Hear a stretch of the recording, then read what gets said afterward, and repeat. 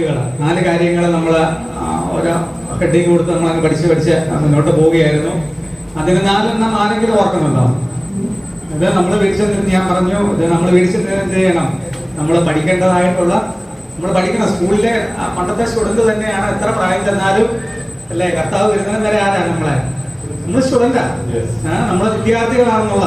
നമ്മൾ സ്കൂളിലെ കോളേജിലെ പഠനമൊക്കെ നമ്മൾ ആ കാലഘട്ടം കഴിയുമ്പോൾ തന്നെ നമ്മുടെ തീർന്നു പോകും. പക്ഷെ നമ്മുടെ പഠനം, ആത്മീയ ജീവിതത്തിലെ പഠനം എന്ന് പറയുന്നത് എന്താ എവിടെ വരെയുണ്ട്? കർത്താവ് വരുന്നതിന് വരെ നമ്മുടെ പഠനം തുടരും, അല്ലെങ്കിൽ നമ്മൾ മരിക്കണം. അതുവരെയും നമ്മൾ എന്ത് ചെയ്യുന്നു? ഒരു സ്കൂളിലാണെന്നുള്ള കാര്യത്തിൽ അതുപോലെ പ്രാധാന്യം നമ്മൾ ദൈവവചനത്തിൽ കൊടുക്കണം. ഓരോ ദിവസവും നമ്മൾ ഇതിൽ നിന്ന് എന്ത് ചെയ്യണം? ഭക്ഷിക്കണം. നമ്മൾ ഓരോ ദിവസം ആഹാരം കഴിക്കുന്നുണ്ടോ? നിങ്ങൾ ഇന്ന് രാവിലെ ചേർന്ന് ചോദിച്ചാൽ എല്ലാവർക്കും ഒരു ഉപവാസത്തിലായിരിക്കും. എല്ലാവരും എല്ലാ ദിവസവും എന്ത് ചെയ്യുന്നു? രാവിലെ, ഉച്ചയ്ക്കും വൈകുന്നേരം ഒക്കെ എന്ത് ചെയ്യുന്നു? ആഹാരം കഴിക്കുന്നുണ്ടോ? കഴിക്കാൻ ആരെങ്കിലും ഇവിടെ വന്നിട്ടുണ്ടോ? എല്ലാവരും ആഹാരം കഴിക്കുന്നു. ഇതുപോലെ തന്നെ യേശു പറഞ്ഞു, മനുഷ്യൻ അപ്പം കൊണ്ട് മാത്രമല്ല ദൈവത്തിന്റെ വായിൽ നിന്ന് വരുന്ന സകല വചനം കൊണ്ടും ജീവിക്കുന്നു. യേശു പറഞ്ഞു, നിങ്ങൾ അറിയാത്ത ഒരു ആഹാരം എനിക്കുണ്ട്, അത് പിതാവുമായിട്ടുള്ള എന്റെ ബന്ധമാണെന്നാണ് പറയുന്നത്. അപ്പോൾ നമ്മള് ദൈവവുമായിട്ടുള്ള ബന്ധത്തിൽ വളരുക എന്ന് പറയുന്നത് നമ്മുടെ ഭൗതികമായിട്ട് നമ്മുടെ ശരീരത്തിന് വേണ്ടി കഴിക്കുന്ന ആഹാരത്തെക്കാൾ പ്രാധാന്യം എന്ത് ചെയ്യുന്നു? ദൈവം കൊടുക്കുന്നു എന്നുള്ള. എങ്കിലേ നമുക്ക് എന്ത് ചെയ്യാൻ പറ്റത്തുള്ളൂ? ദൈവവുമായിട്ടുള്ള യഥാർത്ഥമായിട്ടുള്ള ബന്ധത്തിൽ നമുക്ക് മുന്നോട്ട് പോകാൻ സാധിക്കത്തുള്ളൂ എന്നുള്ള. അപ്പോൾ യോഹന്നാന്റെ സുവിശേഷം 15-ാം അധ്യായമാണ് നമ്മൾ പഠിച്ചുകൊണ്ടിരിക്കുന്നത്. അതിനകത്ത് പ്രധാനപ്പെട്ട വാക്യം എന്താ? ഒരു വാക്യം പറഞ്ഞാൽ മതി. വാക്യം എന്നല്ല, നമുക്ക് ഒരു പദം ഏതായിരുന്നു? നിങ്ങൾ ശാഖകൾ എന്നിൽ വസിക്കും, അതൊക്കെ പ്രധാനപ്പെട്ട വാക്യം. അതിന്റെ 15-ന്റെ 4ഉം 5ഉം വാക്യമാണ് നമ്മൾ കുർവാക്യമായിട്ട് എടുത്തത്.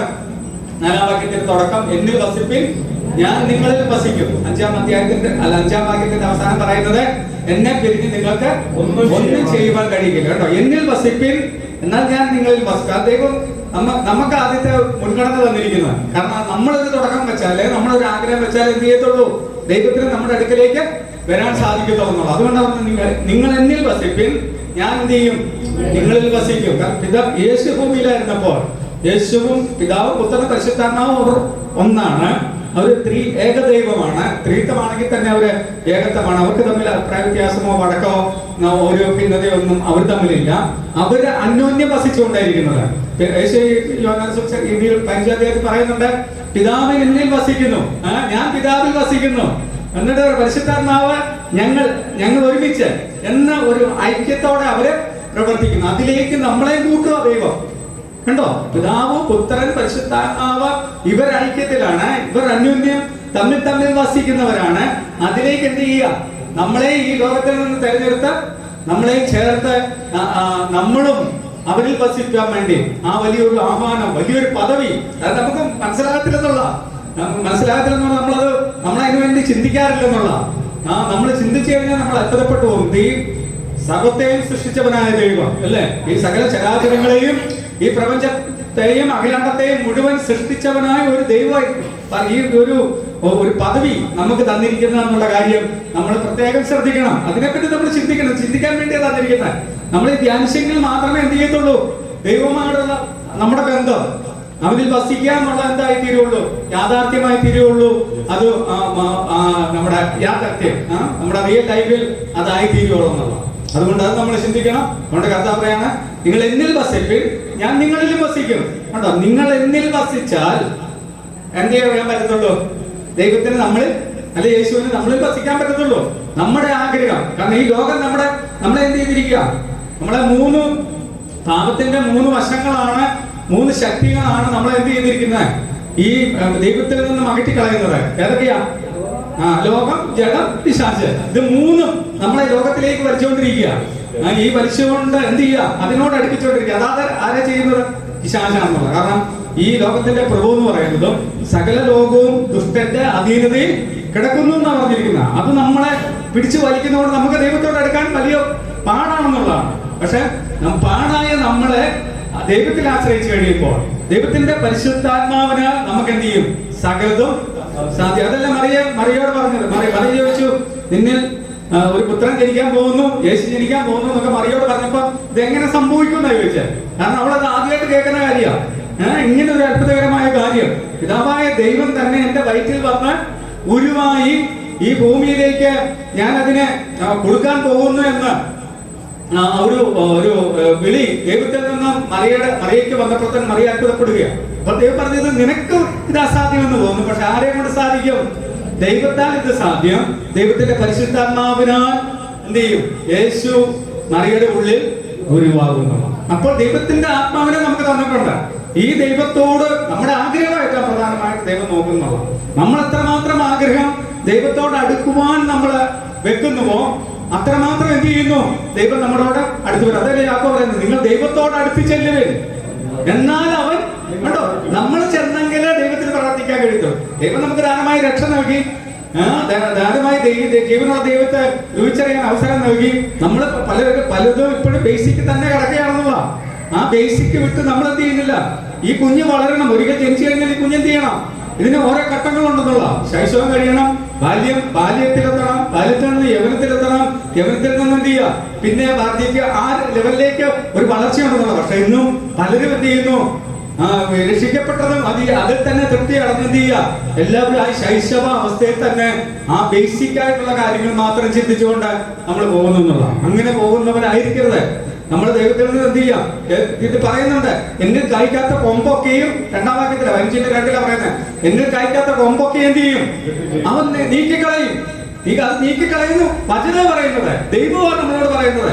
ഇല്ല, ഞാൻ നീക്കിക്കളയല്ല, ഞാൻ ഇങ്ങനെ തന്നെ പോവുള്ളൂ, ഒരു ശിശുവിന്റെ അവസ്ഥയിലെ ഞാൻ മുന്നോട്ട് പോകത്തുള്ളൂ എന്ന് വിചാരിച്ചു കഴിഞ്ഞാൽ നമ്മൾ നീക്കിക്കളയപ്പെട്ടിരിക്കും. നമ്മൾ രക്ഷിക്കപ്പെട്ടു എന്നൊക്കെ പറഞ്ഞിരിക്കും. ഒന്നീ കർത്താവ് ഈ ഭൂമിയിൽ ഇവിടെ നിന്ന് വിശുദ്ധന്മാരെയൊക്കെ ചേർത്ത് പോയി കഴിയുമ്പോൾ നമ്മൾ ഇവിടെ നിന്ന് ആലോചിച്ചുകൊണ്ടിരിക്കും. ഹല്ലേലൂയ. ഒന്ന് രണ്ടെണ്ണം ഇവിടുന്ന് അപ്രത്യക്ഷമാവുകയും ചെയ്യും. ഇപ്പൊ ഇവിടെ ഒരാളുണ്ടാകും, നാളെ വിട്ട് അടുത്തിരുന്ന ഒരാളെ കാണുന്നില്ല എന്ന് നമ്മൾ അത്ഭുതപ്പെടുകയും ചെയ്യും. കർത്താവ് ഒന്നും പോവുകയും ചെയ്യും. ഇത് സീരിയസ് ആയിട്ട് എടുക്കുന്ന ഒരു വിഷയം ആയതുകൊണ്ടാണ് എനിക്ക് ഇത്രയും ശക്തമായിട്ട് പറയേണ്ടി വരുന്നത്. ചുമ്മാ നമ്മുടെ ഞാൻ പറഞ്ഞില്ലേ, ഓണം മൊത്തം അങ്ങ് തകർന്നു കിടക്കുകയാണെന്നുള്ള. ആത്മീയം എന്ന് പറഞ്ഞത് കർത്താവുമായിട്ടുള്ള ബന്ധം ഉണ്ടെന്ന് പറഞ്ഞിട്ട് അതിൽ പോകാത്ത ഒരവസ്ഥ അതാ ഇന്ന് മുഴുവൻ കാണുന്നത്. ഒരുമാതിരിപ്പെട്ട സ്ഥലങ്ങളിലും വിശ്വാസികളിലും മുഴുവൻ കാണുന്നതാ. ദൈവവചനവുമായിട്ട് യാതൊരു ബന്ധവുമില്ല. എന്തൊക്കെയോ അവർ കുറെ കാര്യങ്ങൾ പഠിച്ചു വെച്ചിരിക്കുന്നു, അവർക്ക് പാരമ്പര്യമായിട്ട് കുറെ കാര്യങ്ങൾ കിട്ടിയിരിക്കുന്നു. അതിൽ തന്നെ തൃപ്തി അടഞ്ഞ് ഞങ്ങൾ പോകുമെന്നുള്ള ഇതിൽ കിടക്കുക. എനിക്ക് ഉറപ്പില്ല. കാരണം ദൈവത്തിന്റെ വചനത്തിൽ കൂടിയാണ് നമ്മൾ ഇതെല്ലാം അറിയുന്നത്. യേശുവിനെ അറിയുന്നത്, ദൈവത്തെ അറിയുന്നത്, ദൈവത്തിന്റെ മാർഗം അറിയുന്നത്, രക്ഷ അറിയുന്നത്, ഇത് നീതീകരണം അറിയുന്നത്, വിശുദ്ധീകരണം അറിയുന്നത്, തേജസ്കർവർ, ഇതെല്ലാം നമ്മൾ കിട്ടുന്ന എവിടെ നിന്നാ? ദൈവത്തിന്റെ വചനം. അപ്പം ദൈവത്തിന്റെ ബാക്കിയുള്ള വചനം നമ്മൾ പഠിക്കണ്ടേ? ഇത് നമ്മൾ സീരിയസ് ആയിട്ട് എടുക്കണ്ടേ? അത് അവിടുന്ന് ഇവിടുന്ന് കുറെ കാര്യങ്ങൾ. ഒരു ഉദാഹരണം പറഞ്ഞു കഴിഞ്ഞാൽ, പണ്ട് നമുക്ക് ഇല്ലം ഉണ്ടായിരുന്നു അല്ലേ? ഉണ്ട്. ഞങ്ങൾ മലബാറിലൊക്കെ ഞങ്ങളുടെ എന്റെ അമ്മയുടെ അമ്മമാരൊക്കെ ഉണ്ട്. അവർക്കൊക്കെ ലെറ്റർ അയക്കുകയുണ്ട്. അതൊക്കെ ഓണം കാര്യങ്ങൾ എല്ലാവർക്കും അറിയാം. നമുക്ക് ദൂരെയുള്ളവർക്ക് എന്ത് ചെയ്യാൻ പറ്റത്തില്ല, സമസ്യ അയക്കാൻ മൊബൈലില്ല അല്ലേ? ലാൻഡ് ഫോൺ പോലും പല വീടുകളിലും അന്നില്ല എന്നുള്ളതാ.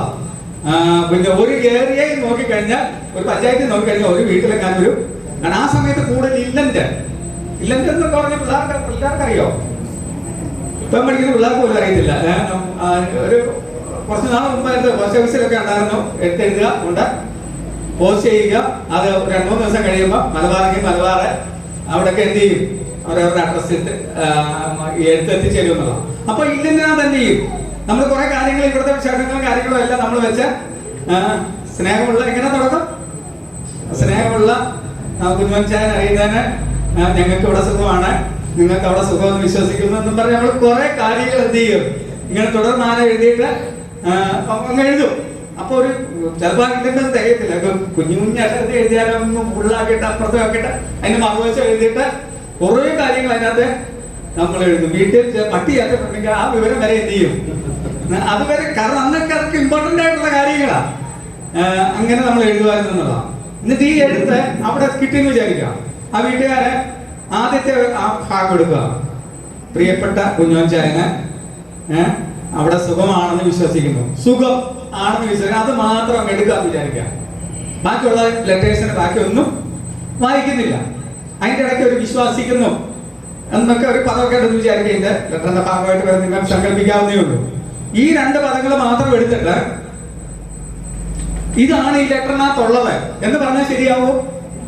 അതിനകത്ത് എന്തൊക്കെയോ കാര്യങ്ങൾ, ഒത്തിരി കുറേയധികം വിഷയങ്ങൾ അടുക്കടുക്കായിട്ട് എഴുതിയിട്ടുണ്ട്. പക്ഷെ അതൊന്നും ശ്രദ്ധിക്കാതെ സുഖമാണ്, വിശ്വസിക്കുന്നു, ഈ 2 പദങ്ങൾ എടുത്താൽ ആ ലെറ്റർ ആവുമോ? ആ ലെറ്ററിന്റെ ആശയം ശരിയാകുമോ എന്ന് പറഞ്ഞാൽ ഇപ്പൊ നമ്മുടെ കാര്യങ്ങളാണ്. നമ്മളിപ്പോ വിശ്വാസ ലോകത്തിൽ കാണുന്നത് എന്ത് ചെയ്യുന്നു? ഈ വേദപുസ്തകം മുഴുവനായും ദൈവത്തിന്റെ വചനമാണ്. ഇതിനകത്ത് അടുക്കും ചിട്ടയോടും കൂടി കാര്യങ്ങൾ എന്ത് ചെയ്തിട്ടുണ്ട്? നമുക്ക് ആവശ്യമുള്ള സഭയ്ക്ക് ആവശ്യമുള്ള, വിശ്വാസികൾക്ക് ആവശ്യമുള്ള, നമ്മുടെ ജീവിതത്തിന് ആവശ്യമുള്ള എല്ലാ കാര്യങ്ങളും എന്ത് ചെയ്തിട്ടുണ്ട്? എഴുതി വെച്ചിട്ടുണ്ട്. പക്ഷെ ഇതിനകത്ത് ചില വാക്യങ്ങൾ മാത്രം എടുത്തിട്ട് അത് ഹൈലൈറ്റ് ചെയ്ത് മുന്നോട്ട് നമ്മൾ പോവുകയാണെങ്കിൽ നമ്മൾ എവിടേക്കോ തട്ടി വീട് കാണുന്നത് കണ്ടോ? ദൈവം ഉദ്ദേശിക്കുന്ന പദ്ധതിയിലേക്ക്, ആ നിലവാരത്തിലേക്ക്, ആ സ്റ്റാൻഡേർഡിലേക്ക് ആരും എന്ത് ചെയ്യുന്നില്ല, നമ്മൾ ആരും എത്തിച്ചേരുന്നില്ല എന്നുള്ളതാണ്. നമ്മൾ വളരെയധികം സൂക്ഷിക്കണം. തെറ്റാണ് എവിടേക്കോ നമുക്ക് പാളിച്ചുകൾ പറ്റുന്നു. വിശ്വാസകോളം മുഴുവൻ ഞാൻ നോക്കിയിട്ട് ഞാൻ ഇതെല്ലാം നിരീക്ഷണ ബുദ്ധിയോടെ സമീപിക്കുന്ന ഒരാളാണ്. എനിക്ക് എങ്ങനെ ഒരു ചിന്ത ദൈവം എനിക്ക് തന്നിട്ടുണ്ടെന്നുള്ള. അപ്പൊ അത് നോക്കി വരുമ്പോൾ എനിക്ക് കാണാൻ സാധിക്കുന്നത് തെറ്റിപ്പോകുന്നു പറഞ്ഞു കൊടുത്താലും എന്ത് ചെയ്യുന്നില്ല, ഇവന്റെ തലയിലോട്ടൊന്നും കയറുന്നില്ല. അങ്ങനത്തെ ഒരു കാലഘട്ടവും വിശ്വാസകോളവുമാണ് നമ്മുടെ ചുറ്റിലുമുള്ളത്. അപ്പോൾ ആ രീതിയിൽ നമ്മൾ പോകാതെ ദൈവത്തിന്റെ വചനം, ഇതുകൊണ്ട് ഈ ബൈബിള് പഠിക്കാന്ന് പറയുന്നത് ആദ്യന്തം പഠിക്കണം എന്ന് പറയണം. ഉൽപ്പത്തി മുതൽ വെളിപാട് വരെ 66 പുസ്തകങ്ങളുണ്ട്. അതെല്ലാം നമ്മൾ പഠിക്കണം. പഠിച്ചാലേ നമുക്ക് ആ നിലവാരത്തിലേക്ക് ഉയരാൻ സാധിക്കത്തുള്ളൂ. ദൈവം എന്താണ് ഉദ്ദേശിക്കുന്നത്? അല്ലെ നമ്മൾ ചില കാര്യങ്ങളിൽ എന്ത് ചെയ്യും? തട്ടി വീണ് കിടക്കുക. അവിടെ കൊണ്ട് നമ്മൾ സ്റ്റോപ്പ് ചെയ്യുക. ദൈവമായിട്ട് യാതൊരു ബന്ധവും കാണത്തില്ല. നമുക്ക് ആ ബഹളങ്ങളും കുറെ കാര്യങ്ങളൊക്കെ ഇങ്ങനെ പറയാം എന്നുള്ളതല്ലാതെ ദൈവവുമായിട്ടുള്ള റിയൽ റിലേഷൻഷിപ്പ് നമുക്ക് ഉണ്ടാകുകയാണെന്ന് ചുരുക്കം. അതുകൊണ്ട് നമ്മൾ ശ്രദ്ധിക്കണം. ദൈവവചനം കൃത്യതയോടെ എന്ത് ചെയ്യണം? പഠിക്കുക തന്നെ ചെയ്യണം. ഇതിനകത്ത് ഏറ്റവും പ്രധാനപ്പെട്ട ഒരു ശുശ്രൂഷയാണ്, ഫൈവ്ഫോൾഡ് മിനിസ്ട്രിയാണ് സഭയിലുള്ളതെന്നുള്ള. അതിൽ ഏറ്റവും പ്രധാനപ്പെട്ട ഒരു മിനിസ്ട്രിയാണ് പഠിപ്പിക്കുക എന്നുള്ളത്. ടീച്ചർ, ഉപദേശകൻ. അപ്പൊ അതിന് വളരെയധികം പ്രാധാന്യം നമ്മൾ കൊടുക്കണം, പഠിക്കണം. അത് അനേക പഠനങ്ങള്, അതാണ് വേറെ രസം. അനേക തരത്തിലുള്ള പഠനങ്ങൾ നമുക്ക് ലോകത്തിലോട്ട് നോക്കിയാൽ പല വിശ്വാസ തലങ്ങളിൽ നമുക്ക് കാണാൻ സാധിക്കുന്നത്. അവിടെ നമ്മള് സൂക്ഷിച്ച് യഥാർത്ഥമായും ദൈവവചനം പറയുന്നത് എന്തായെന്ന് നമ്മൾ മനസ്സിലാക്കിയില്ലെങ്കിൽ ദുരുപദേശങ്ങൾ വന്ന ഈ കൊരിന്ത്യ ലേഖനവും ഈ ഗലാത്യ ലേഖനവും യോഹന്നാന്റെ ലേഖനങ്ങളും യാക്കോബും യൂദയും ഇവരെല്ലാം ദുരുപദേശങ്ങൾക്കെതിരെ ശക്തമായ ആഞ്ഞടിക്കുന്ന കാര്യങ്ങളാ. അന്നത്തെ സഭകളിൽ കടന്നു വന്ന ദുരുപദേഷ്ടകന്മാർ വിശ്വാസത്തിൽ നിന്നും തന്നെ പുറത്തുനിന്നല്ല വരുന്നത്, വിശ്വാസത്തിലേക്ക് വന്ന ആളുകളിൽ നിന്ന് തന്നെയാണ്. അപ്പോൾ ആ ദുരുപദേശം തിരിച്ചറിയാൻ എന്ത് വേണം? അല്ലേ നമ്മള് ഈ ആള് പറയുന്നത് ശരിയാണെന്ന് പറയും, ആ ആള് പറയുന്നതും ശരിയാണെന്ന് പറയും. നമുക്കറിയത്തില്ല ഇത് ഏതാ ശരിയെന്നുള്ളത്. രണ്ടുപേരും തെറ്റായിരിക്കും പറയുന്നത്. അപ്പോൾ അങ്ങനെ ഒരു കാഴ്ചപ്പാടും അങ്ങനെ ഒരു വീക്ഷണവും നമുക്ക് ലഭിക്കണമെന്നുണ്ടെങ്കിൽ ദൈവവചനം യഥാവണ്ണം നിങ്ങൾ സീരിയസോടെ പഠിച്ചേ മതിയാവും. നിങ്ങൾക്ക് കിട്ടാനുള്ളതെല്ലാം ദൈവം നിങ്ങൾക്ക് തരും. അതിന്റെ പുറകെ എന്ത് ചെയ്യണ്ട, പോകണ്ട. നമുക്ക് നമ്മുടെ ആവശ്യങ്ങൾ എന്ത് ചെയ്യും? നമ്മൾ ദൈവത്തോട് ചേർന്ന് നടക്കുകയാണെങ്കിൽ നമ്മുടെ ആവശ്യങ്ങൾ നടത്തുവാൻ ദൈവം മതിയായവനാ. ആണോ? അതിനെ പറ്റി നമ്മൾ ഭാരപ്പെടുകയാണെന്നാ പറയുന്നത്. കർത്താവ് പറഞ്ഞില്ലേ, ആകാശത്തിലെ പക്ഷികളെ നോക്ക്, പറവകളെ നോക്കാൻ അവ എന്തില്ല, വിതയ്ക്കുന്നില്ല, കൊയ്യുന്നില്ല കളപ്പുരകളിൽ, എങ്കിലും സ്വർഗ്ഗസ്ഥനായ പിതാവ് അവയെ പുലർത്തുന്നു. അവയേക്കാൾ നിങ്ങൾ എത്ര വിശേഷതയേറിയവർ എന്നാ പറഞ്ഞിരിക്കുന്നത്. കാരണം നിങ്ങൾ ദൈവത്തിന്റെ മക്കളാ. നമ്മൾ എന്നിട്ടും എന്ത് ചെയ്യാം? അങ്ങ് ഭാരപ്പെട്ടുകൊണ്ടിരിക്കുക, അങ്ങ് പ്രയാസപ്പെട്ടുകൊണ്ടിരിക്കുക. ഇത് ആരാ നമ്മളെ ഭാരപ്പെടുത്തുന്നത്? നമുക്ക് ഈ വിചാരങ്ങൾ മുഴുവൻ നമ്മുടെ ഹൃദയത്തിലേക്ക് ഉപജീവന ചിന്തകൾ കൊണ്ടുതരുന്ന ആരാ? പിശാച്. നമ്മുടെ മനസ്സ് ക്രിസ്തുവിനോടുള്ള ഏകാഗ്രതയും നിർമ്മലതയും വിട്ട് ഭക്ഷണാക്കി കളയുവാൻ ആര് ശ്രമിച്ചുകൊണ്ടിരിക്കുക? പിശാച് ശ്രമിച്ചുകൊണ്ടിരിക്കുക. അതിന് നമ്മൾ വിധേയപ്പെട്ട് കൊടുക്കുകയും ചെയ്യും. ചെറിയൊരു വിഷയം ഇട്ടാൽ മതി, നമ്മൾ എന്ത് ചെയ്യും? ആകപ്പാടെ മനസ്സും കലങ്ങി അസ്വസ്ഥമായി നമ്മൾ എന്ത് ചെയ്യും? നമ്മൾ ലോകപ്രകാരം തന്നെ ജാതികൾ കാണിക്കുന്നത് പോലെ തന്നെ നമ്മുടെ സ്വഭാവങ്ങൾ മാറുന്നത് നമുക്ക് ശ്രദ്ധിച്ചാൽ നമുക്ക് മനസ്സിലാക്കുവാൻ സാധിക്കും. ആ രീതിയിൽ പോകരുത്. ദൈവവുമായിട്ടുള്ള അതിന്റെ ഒരു പ്രധാനപ്പെട്ട ഭാഗം പഠിപ്പിക്കുന്ന ഒരു മെസ്സേജ് ഞാൻ ഈ കഴിഞ്ഞ നാളുകളിൽ എടുത്തത്. നിങ്ങൾ എത്ര പേര് സീരിയസോടെ എടുക്കുന്നതെന്ന് ആർക്കറിയാം. എനിക്കിത് ഇവിടെ നിന്ന് എന്ത് ചെയ്യുക, നിങ്ങളെ തിരിച്ചും മറിച്ചും ഒക്കെ എന്ത് ചെയ്ത് ആവർത്തിച്ചും നിങ്ങൾക്കിത് പറഞ്ഞു തരികയാണ് മാത്രമേ എന്നെ കൊണ്ട് പറ്റുകയുള്ളൂ. ദൈവം എനിക്ക് വെളിപ്പെടുത്തി തന്നതായിട്ടുള്ള കാര്യങ്ങൾ, ദൈവജനത്തിൽ നിന്ന് മനസ്സിലാക്കിയതായിട്ടുള്ള കാര്യങ്ങൾ എനിക്ക് എന്ത് ചെയ്യാൻ പറ്റും? നിങ്ങളത് കേട്ടോ, നിങ്ങൾ എങ്ങനെ കേൾക്കുന്നു, കർത്താവ് തന്നെ പറഞ്ഞു, നിങ്ങൾ എങ്ങനെ കേൾക്കുന്നു എന്നത് നിങ്ങൾ ശ്രദ്ധിക്കാനാണ് പറഞ്ഞിരിക്കുന്നത്. നിങ്ങൾ കേൾക്കുന്നത് എന്തെന്ന് ശ്രദ്ധിക്കുവേ. കണ്ടോ, നിങ്ങൾ എങ്ങനെ കേൾക്കുന്നു? കണ്ടോ, ഇത് കേട്ടിട്ട് ഇതുവഴി ഇറങ്ങി പോവുകയാണെങ്കിൽ പിന്നെ നമ്മൾ എന്ത് ചെയ്യുന്നു? ആ പഴയ രീതിയിൽ തന്നെ നമ്മൾ മുന്നോട്ട് പോവുകയാണെങ്കിൽ നമ്മൾ യാതൊരു രൂപാന്തരം സംഭവിക്കുകയില്ല. കർത്താവ് വരുമ്പോൾ നമ്മളെ എന്ത് ചെയ്യണം? നമുക്ക് രൂപാന്തരപ്പെട്ടവരെയാണ് കർത്താവിന് വേണ്ടത്. ആണോ? ഇതൊരു ക്രിസ്ത്യ ജീവിതം എന്ന് പറയുന്നത് നമുക്കൊരു രൂപാന്തരപ്പെടലിന്റെ ഒരു കാലഘട്ടമാണ്.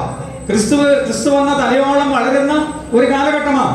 യേശു ക്രിസ്തുവിനോട് അനുരൂപമാകുന്ന ഒരു കാലഘട്ടമാണ്. അപ്പോൾ അവിടെ നമുക്ക് വളർച്ച സംഭവിക്കുന്നെങ്കിൽ ഇല്ലെങ്കിൽ നമ്മളെ കുഞ്ഞൊരു ശിശുവിനെ പോലെ തന്നെ എപ്പോഴും ഇരിക്കുക. കണ്ടോ, പാല് തന്നെ കുടിച്ച്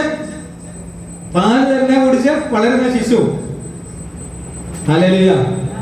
കണക്കുണ്ടോ എന്നോട്? ചില പിണങ്ങിയാലും കുഴപ്പമില്ല. ഞാൻ പറയാനുള്ളത് എന്ത് ചെയ്യും?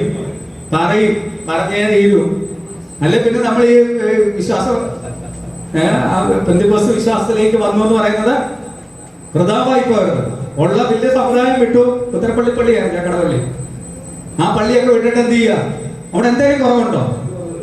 ശവക്കോട്ടയ്ക്ക് കണ്ടോ, നമ്മളിന്ന് കല്യാണത്തിന് നമുക്ക് കണ്ടല്ലേ, ശവക്കോട്ടയ്ക്ക് വലിയ ശവക്കോട്ട ഉണ്ട്, സെല്ലുണ്ട്. കാശ് കൊടുത്താൽ എന്ത് ചെയ്യും? വലിയ ഇത് കിട്ടും, കല്ലറ കിട്ടും, അടക്കം കിട്ടും. പള്ളിയിൽ നല്ല അച്ഛന്മാരുണ്ട് അല്ലേ, നല്ല ഇതിനെക്കാട്ട് ഭംഗിയായിട്ട് വിസ്താരമായിട്ടുള്ള ആളുണ്ട്. ഉണ്ടോ? ഹല്ലേലൂയ. ഇതെല്ലാം വിട്ടിട്ട് നമ്മൾ ഈ ഒരു ഇടുങ്ങിയ മുറിക്കകത്ത് വന്ന് ഇരിക്കുന്നതിന്റെ കാരണം എന്താ? നമുക്കൊരു ദർശനം ലഭിച്ചവരാണ്. ദൈവത്തെ പറ്റി ഒരു ദർശനം, ആ പ്രധാനപ്പെട്ട സംഭവം അവിടെ ഇല്ല. അതുകൊണ്ടാണ് നമ്മൾ ഇറങ്ങി തിരിച്ചത്. ഇറങ്ങി തിരിച്ചെടുത്തും എന്നില്ല. ആ ദർശനം ഇല്ലെങ്കിൽ എന്ത് ചെയ്യാം? നമുക്ക് പാളിച്ചകൾ പറ്റുന്നു എന്നുള്ള, നമ്മൾ എവിടെയോ പാളിപ്പോകുന്നു, നമ്മുടെ ജീവിതം തെറ്റിപ്പോകുന്നു എന്നുള്ള ദൈവത്തിന്റെ പരിശുദ്ധാത്മാവ് നമുക്ക് കാണിച്ചു തരുമ്പോൾ നാം അതിലേക്ക് തന്നെ മടങ്ങി വരുവാൻ എന്ത് ചെയ്യണം? നാം പരമാവധി ശ്രമിക്കണം. നമ്മുടെ ശ്രമം വേണം. അല്ലാതെ ഇത് ഓട്ടോമാറ്റിക്കായിട്ട് നമ്മുടെ ആത്മീയ വളർച്ച നടക്കത്തില്ല. ഓട്ടോമാറ്റിക്കായിട്ട് നടക്കുന്ന ഒരു സംഭവമല്ല ഇത്. ഇതിനെന്ത് ചെയ്യണം? ഒരു കഠിന ശ്രമം, ഒരു ഹാർഡ് വർക്ക് തന്നെ ഇതിൽ വേണം. വിടേണ്ടതിനെ വിടുവാൻ, ചേരേണ്ടതിനോട് ചേർന്ന് നിൽക്കുവാൻ, കർത്താവിനോട് അനുരൂപപ്പെട്ട് ജീവിക്കുവാൻ നമുക്കൊരു ശ്രമമാണ്. അതിന് ദൈവവചനം കൂടാതെ ഒരു പണി നടക്കത്തില്ലെന്നുള്ള. ദൈവവചനമില്ലാതെ നമ്മൾ എത്ര ആരാധിച്ചെന്ന് പറഞ്ഞാലും അത് ദൈവം കേൾക്കുമെന്ന് എനിക്ക് തോന്നുന്നില്ല. ദൈവം സ്വീകരിക്കാതെ ആരാധിക്കേണ്ട വ്യവസ്ഥകൾ തന്നെ എവിടെ പറഞ്ഞിട്ടുണ്ട്? അതും ദൈവവചനത്തിൽ നിന്നാണ് നമുക്ക് കിട്ടുന്നത്. ഹല്ലേലൂയ. ഇതിന്റെ എല്ലാം നമ്മൾ പോയി പഠിക്കേണ്ട എങ്ങോട്ടാന്ന് ചോദിച്ചാൽ ദൈവവചനത്തിലേക്കാണ്. പ്രത്യേകിച്ചും സഭ തുടങ്ങിയതും സഭ വളരുന്നതും അത് ഡെവലപ്പ് ആകുന്നതും അത് പല സ്ഥലങ്ങളിലേക്ക് വ്യാപിക്കുന്നതും ഒക്കെ നമ്മൾ അപ്പസ്തോല പ്രവർത്തികൾ പഠിച്ചാൽ നമുക്ക് മനസ്സിലാകും. അതിൽ പറഞ്ഞിട്ടില്ലാത്ത കാര്യങ്ങളൊന്നും നമ്മൾ എന്ത് ചെയ്യേണ്ട, സ്വീകരിക്കേണ്ട. കാരണം അത് ദൈവവചനത്തിലില്ല. നമ്മൾ ഒരുപക്ഷെ പറയാതെ അന്ന് ദൈവവചനത്തിൽ രേഖപ്പെടുത്തുവാൻ മറന്നുപോയതാകും. ലൂക്കോസ് എഴുതിയപ്പോൾ ആ കാര്യങ്ങൾ വിട്ടുപോയതായിരിക്കും. നമുക്കത് ഊഹാപോഹങ്ങൾ മാത്രമേ ഉള്ളൂ. നമുക്ക് വേണ്ടതെല്ലാം എവിടെ തന്നിട്ടുണ്ട്? അപ്പോസ്തല പ്രവൃത്തിയിലുണ്ട്. സഭയെ പറ്റിയുള്ള ഉപദേശങ്ങളും കാര്യങ്ങളും എല്ലാം അപ്പോസ്തല പ്രവൃത്തിയിൽ സഭ തുടങ്ങുന്നത് മുതൽ പൗലോസും യോഹന്നാനും യാക്കോബും യൂദയും പത്രോസും ഇവരെല്ലാം ലേഖനങ്ങൾ എഴുതി നമുക്ക് തന്നിരിക്കുക. നമ്മൾ സഭ നടത്തേണ്ടതും വിശ്വാസികൾ സഭയിൽ എങ്ങനെ ആയിരിക്കണം എന്നുള്ളതാണ്. ഇത് നമ്മൾ പഠിക്കുക. എത്ര പേര് പഠിക്കാൻ ശ്രമിക്കുന്നുണ്ട്? എത്ര പേര് പഠിപ്പിക്കാൻ ശ്രമിക്കുന്നുണ്ട്? പഠിച്ചിട്ട് ഇല്ലെങ്കിൽ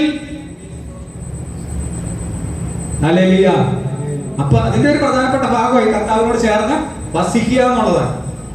അത് നമ്മൾ ഇമ്പോർട്ടന്റ് ആണ്. ദൈവവുമായിട്ടുള്ള നമ്മുടെ റിലേഷൻഷിപ്പ് ഏറ്റവും സ്മൂത്ത് ആയി പോകുവാൻ ഏറ്റവും പ്രധാനപ്പെട്ട ഭാഗമാണ്. യോഹന്നാന്റെ സുവിശേഷം ഞാൻ പറഞ്ഞല്ലോ, ഒത്തിരി തനിമകൾ ഉള്ള സുവിശേഷം. മറ്റു സുവിശേഷങ്ങളെ പോലല്ല.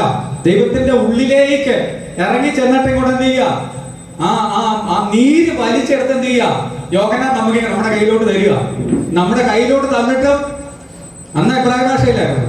പിന്നെ ഭാഷകൾ പലതിലേക്ക് ട്രാൻസ്ലേഷൻ ഉണ്ടായി. അവസാനം മലയാളത്തിൽ ബൈബിൾ കിട്ടിയിരിക്കുക നമ്മുടെ കൈവശം. ഇതിൽ നോക്കിയിട്ട് മനസ്സിലാകുന്നില്ലെങ്കിൽ ഇംഗ്ലീഷ് അറിയാവുന്നവർക്ക് ഇംഗ്ലീഷ് ബൈബിൾ എടുത്തു അതിന്റെ അർത്ഥം കണ്ടുപിടിക്കാം. വേണ്ട, ഒന്നും വേണ്ട, ഗൂഗിളിൽ ഒന്ന് സെർച്ച് ചെയ്ത് കഴിഞ്ഞാൽ പിന്നെ എന്ത് ചെയ്യും? ഏത് പദത്തിന്റെയും വ്യക്തമായിട്ടുള്ള അർത്ഥം അതിനകത്തുനിന്ന് നമുക്ക് ലഭിക്കും. എത്രയോ പഠനത്തിനുള്ള മാർഗങ്ങളുണ്ട്, വഴികൾ ദൈവം നമുക്ക് ഒരുക്കിയിട്ടുണ്ട്. പക്ഷെ നമ്മൾ അതിനുവേണ്ടി സമയം ചെലവഴിക്കാറില്ല. നമുക്ക് അതിനെന്തില്ല, ആഗ്രഹവും ഉണ്ടാകുന്നില്ല. ആഗ്രഹം വർദ്ധിപ്പിക്കുവാൻ നമ്മളെ തന്നെ പ്രോത്സാഹിപ്പിക്കുക, നമ്മളെ തന്നെ എൻകറേജ് ചെയ്യുക. അങ്ങനെ ഈ കർത്താവുമായിട്ട് ഒരുമിച്ച് നമുക്ക് മുന്നോട്ട് പോകുവാൻ, അനുഗ്രഹിക്കപ്പെട്ട ഒരു ക്രിസ്ത്യൻ ജീവിതം നയിക്കുവാൻ ദൈവം നമ്മളെ സഹായിക്കട്ടെ എന്ന് ഞാൻ പ്രാർത്ഥിക്കാം. അപ്പോൾ 4 വർഷം ബാക്കിയുള്ള 5-ാം അധ്യായം 4 വർഷം ബാക്കിയുള്ളായിരുന്നു കുറുവാക്യം. എന്നിൽ വസിപ്പീൻ, ഞാൻ നിങ്ങളിലും വസിക്കും. 4-ാം വാക്യത്തിൽ നമ്മൾ കണ്ടു. 5-ാം വാക്യത്തിൽ പറഞ്ഞു, എന്നെ പിരിഞ്ഞ് നിങ്ങൾക്ക് ഒന്നും ചെയ്യുവാൻ. കേട്ടോ, എന്നിൽ വസിപ്പീൻ, ഞാൻ നിങ്ങളിലും വസിക്കും.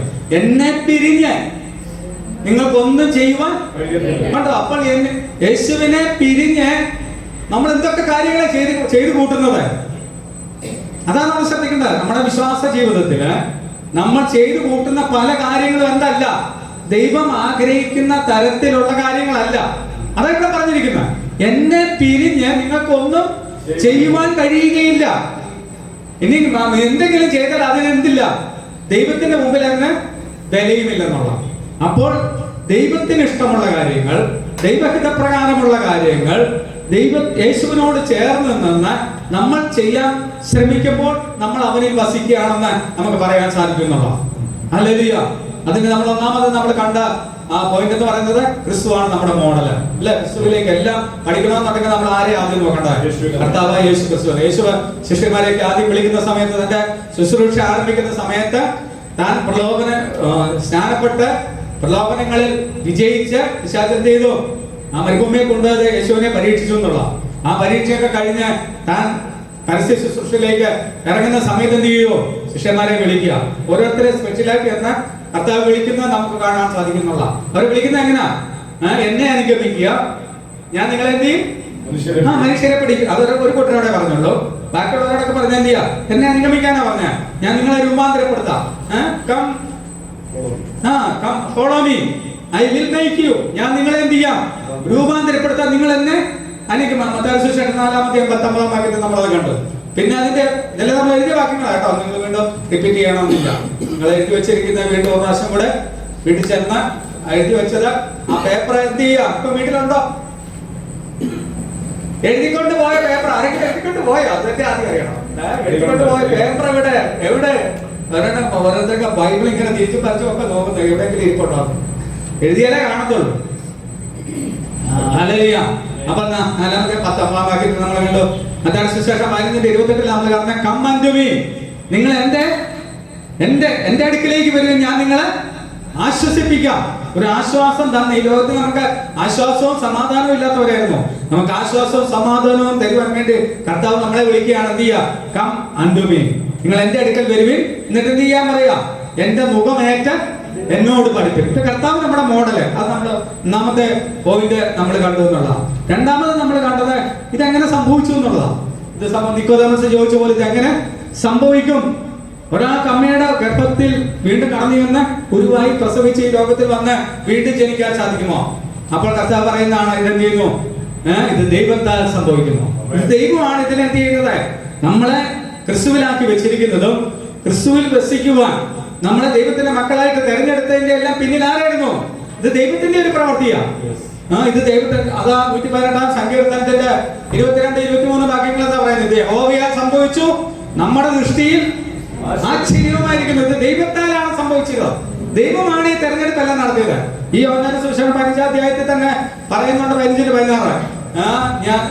നിങ്ങൾ എന്നെ തെരഞ്ഞെടുത്തു എന്നല്ല, ഞാൻ നിങ്ങളെ തെരഞ്ഞെടുത്തു. കണ്ടോ? നോക്കിയത് ആരെ തെരഞ്ഞെടുത്തത്? നമ്മളെ ഈ വലിയ പദവി തന്ന ഈ ലോകത്തിൽ പലർക്കും മനസ്സിലാക്കാതെ ഇരിക്കുമ്പോൾ ഈ വലിയൊരു വെളിപ്പാട് തന്ന, റെവലേഷൻ തന്ന നമ്മളെ ഇതിനകത്തോട്ട് കൊണ്ടുവന്നത്, ഈ സഭയിലേക്ക് നമ്മളെ കൊണ്ടുവന്നത്, ക്രിസ്തുവിലേക്ക് നമ്മളെ അടുപ്പിച്ചത്, ദൈവത്തിന്റെ മക്കളാക്കിയത് ആരാ? ഇത് ദൈവത്തിന്റെ പദ്ധതിയാ. ഹല്ലേലൂയ. ഇത് ദൈവമാണിത് തുടങ്ങി വെച്ച് ദൈവത്താൽ സംഭവിച്ചു, നമ്മുടെ ദൃഷ്ടിയിൽ ആശ്ചര്യകരമായിരിക്കുന്നു. അത് നമ്മള് രണ്ടാമത്തെ പോയിന്റ് നമ്മൾ കണ്ടു എന്നുള്ള. അപ്പോൾ നമ്മൾ ഒത്തിരി വാക്യങ്ങളൊക്കെ നമ്മൾ വായിച്ചിരുന്നു. എല്ലാം നിങ്ങൾ വായിച്ചു ഒന്ന് ധ്യാനിച്ചു നോക്കിയേ. നിങ്ങളുടെ ആത്മീയ ജീവിതം സമ്പുഷ്ടമാകുന്നുള്ള ഫലപ്രദമാകുന്നുള്ള. അതുകൊണ്ട് ഇത് നിങ്ങൾ വീട്ടിൽ സീരിയസ് ആയിട്ട് തന്നെ നിങ്ങൾ പഠിക്കണം. ചുമ്മാ അനുഗ്രഹങ്ങളും കാര്യങ്ങളും കേട്ടെന്ത് ചെയ്യുക, എന്റെ കൊച്ചിന്റെ ഭാവി നന്നാകണം. എന്നാ പലർക്കും പിള്ളേരുണ്ടായി കഴിയും, പിള്ളേരുണ്ടാകുന്ന വരെ ചില കാലം താമസിച്ച് കഴിഞ്ഞ് ആകപ്പാട് വേവലാതി. അതിനുവേണ്ടി ഒരു പ്രാർത്ഥന. പിള്ളേരുണ്ടാക്കണമെങ്കിൽ അവരുടെ വളർച്ചയുടെ ഓരോ സമയത്ത് അസുഖങ്ങൾ വരുന്ന സമയത്ത് അതിനുവേണ്ടി പ്രാർത്ഥിക്കരുതെന്നല്ല പറയുന്നത്. അതൊക്കെ ദൈവം എന്ത് ചെയ്യും, ഒക്കെ ദൈവത്തിന് എന്ത് ചെയ്യാം. ഓരോ കാഡ്ബറി പോലെയുള്ളൂ, ഓരോ ചോക്ലേറ്റ് പോലെയുള്ളൂ ദൈവത്തിന് അതൊക്കെ. അതുകൊണ്ട്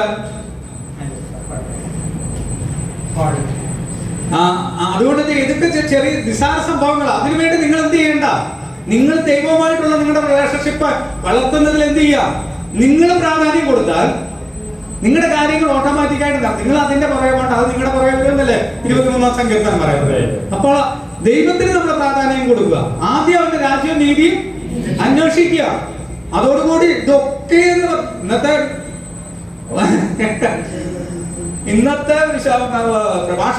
പ്രഭാഷകന്മാരെല്ലാം പറയുന്നത് എന്താ, ഇതൊക്കെ എന്ന് പറയുമ്പോൾ എന്ത് ഈ ലോകത്തിൽ കാണുന്നുള്ള സമ്പത്ത് മുഴുവൻ നിന്റെ പുറകെ. അതാണ് അതിന്റെ മേലോട്ട് നിങ്ങൾ അപ്പൊ 10 സുവിശേഷം 6-ാം അധ്യായം നിങ്ങളൊന്ന് വായിച്ചു നോക്കിയാൽ നിങ്ങൾക്ക് മനസ്സിലാവും. അവിടെ എന്താ പറഞ്ഞിരിക്കുന്നത്, നിങ്ങൾക്ക് കഴിക്കാനുണ്ട്, കുടിക്കാനുണ്ട്, ഉടുക്കാനുണ്ട്, ഇത് മതിയെന്നാ പറയുന്നത്.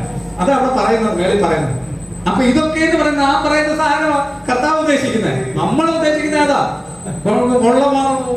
കെട്ടിടവും ലോറിയും കാറും ഇതൊക്കെയാണ് നമ്മൾ പ്രതീക്ഷിക്കുന്നത്. അതൊന്നും അല്ല കർത്താവ് ഉദ്ദേശിക്കുന്നത്. കർത്താവ് നിങ്ങൾ എന്ത് തിന്നും, എന്ത് കുടിക്കും, എന്ത് കൊടുക്കും എന്നതിനെപ്പറ്റി നിങ്ങൾ എന്തെണ്ട വിചാരപ്പെടണ്ട എന്ന് പറഞ്ഞ ആ കാര്യങ്ങൾ ഇങ്ങോട്ട് പറഞ്ഞു വരുന്നത്. അപ്പോൾ ഉടുക്കാനും കഴിക്കാനും താമസിക്കാനും മനുഷ്യന്റെ ഏറ്റവും അടിസ്ഥാനപരമായിട്ടുള്ള കാര്യങ്ങൾ ഈ 3 അല്ലേ? പാർപ്പിടം, ഭക്ഷണം, വസ്ത്രം. അത് നിങ്ങൾക്ക് കിട്ടൂല പറയുന്നത്. നമ്മൾ പ്രഭാഷകന്മാരല്ല എന്ന് പറയുന്നത് എന്ത് ചെയ്യാ, ഇതെല്ലാം നിങ്ങളുടെ ഒക്കെ പുറകെ വന്നിട്ട് എന്നെ എടുക്കാനാണ്. ഈ വിഭവത്തിലെ സമ്പത്തെല്ലാം നമ്മുടെ പുറകെ എന്നെ എടുക്കാനോ, നമ്മുടെ ഉള്ള ആത്മീയ ജീവിതം കൂടി കളയാനോ. അതുകൊണ്ട് ആവശ്യത്തിനുള്ളത് നമുക്ക് മതി. അതാ ജ്ഞാനിയ ശലോമോൻ എന്താ പറഞ്ഞത്, വിശന്നിട്ട് ഞാൻ അപ്പം മോഷ്ടിച്ചിട്ട് നിന്റെ പേർ ദുഷിക്കപ്പെടുവാനും, ഞാൻ കഴിച്ച് ഞാൻ തൃപ്തനായി തീർന്നിട്ട്, സമ്പത്ത് എനിക്ക് ധാരാളമായി ഉണ്ടിട്ട് ഞാൻ തൃപ്തനായി തീർന്നിട്ട് ദൈവം ആര് എന്ന് ചോദിക്കുവാനും ഒരിക്കലും ഇവിടെ വരരുത്. അന്നുള്ള ആഹാരം എനിക്ക് ജ്ഞാനിയാ പറഞ്ഞു കേട്ടോ. ദൈവത്തിന്റെ സ്വർഗത്തിലെ ജ്ഞാനം ധാരാളമായി കിട്ടിയ മനുഷ്യനായ ശലോമോൻ എഴുതി വെച്ചിരിക്കുന്ന സദൃശ്യവാക്യത്തിൽ അത് പറയുന്നത്. മതി, നമുക്ക് അതൊക്കെയുള്ള മതി. ഹല്ലേലൂയ. ദൈവം അങ്ങനെ നടത്താൻ മതിയായവനാണെന്നുള്ള ഇന്നെപ്പറ്റി ചിന്തിക്കാൻ നമ്മളോട്. ഇന്നത്തെ കാര്യങ്ങൾ മതി നിങ്ങൾക്ക്. നാളത്തെ കാര്യം ആർക്കുള്ള നമുക്ക് യാതൊരു ഉറപ്പുമില്ല.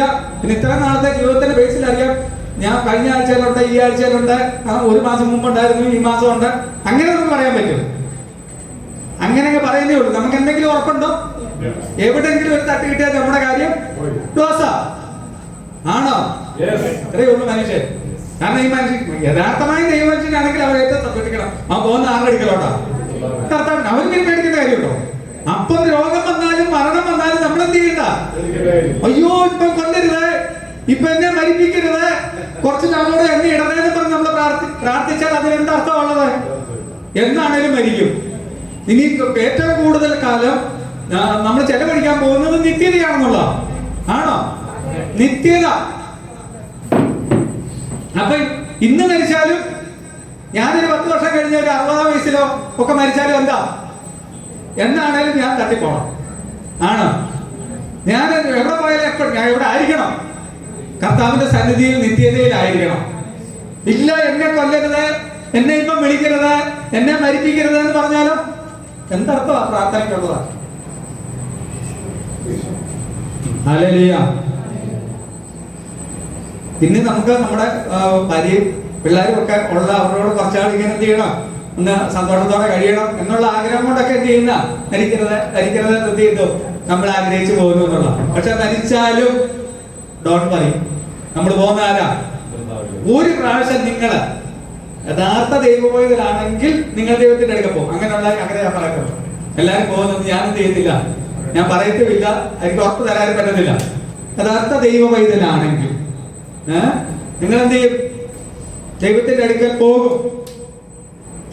ആളെന്ന് പറയുന്നില്ല എന്നെ മരിപ്പിക്കരുത് എന്നൊന്നും ഒരു പ്രാവശ്യം നിങ്ങളെ ഇവിടെ അങ്ങോട്ട് കൊണ്ടുപോയി വിചാരിക്കുക. ദൈവം ഒരു ഒരു ഒരു ഒരു ഒരു ഒരു മണിക്കൂറോ 2 മണിക്കൂറോ നിങ്ങളെ ദൈവം എന്ത് ചെയ്യുക, ദൈവത്തിന്റെ അടുക്കിലേക്ക് കൊണ്ടുപോയിട്ട് പറയുകയാണ്, സുരേഷ് ബ്രദറെ സജിതയും കൊച്ചു വീട്ടിലുണ്ട്, പോണം എന്ന് ചോദിച്ചു കഴിഞ്ഞാൽ എന്റെ കർത്താവ് ദേവി ചെയ്ത് നിന്റെ അടുക്കത്ത് എന്റെ അങ്ങോട്ട്. ഇവിടെ ഇഷ്ടം കഴിഞ്ഞിട്ടല്ല, ഇവിടുത്തെ ജീവിതം ഇഷ്ടമാണ്, സ്നേഹമാണ്, സന്തോഷമാണ്, ഇവിടെ സമാധാനമുണ്ട്, ശുശ്രൂഷയുടെ കാര്യങ്ങളെല്ലാം ഉണ്ട്.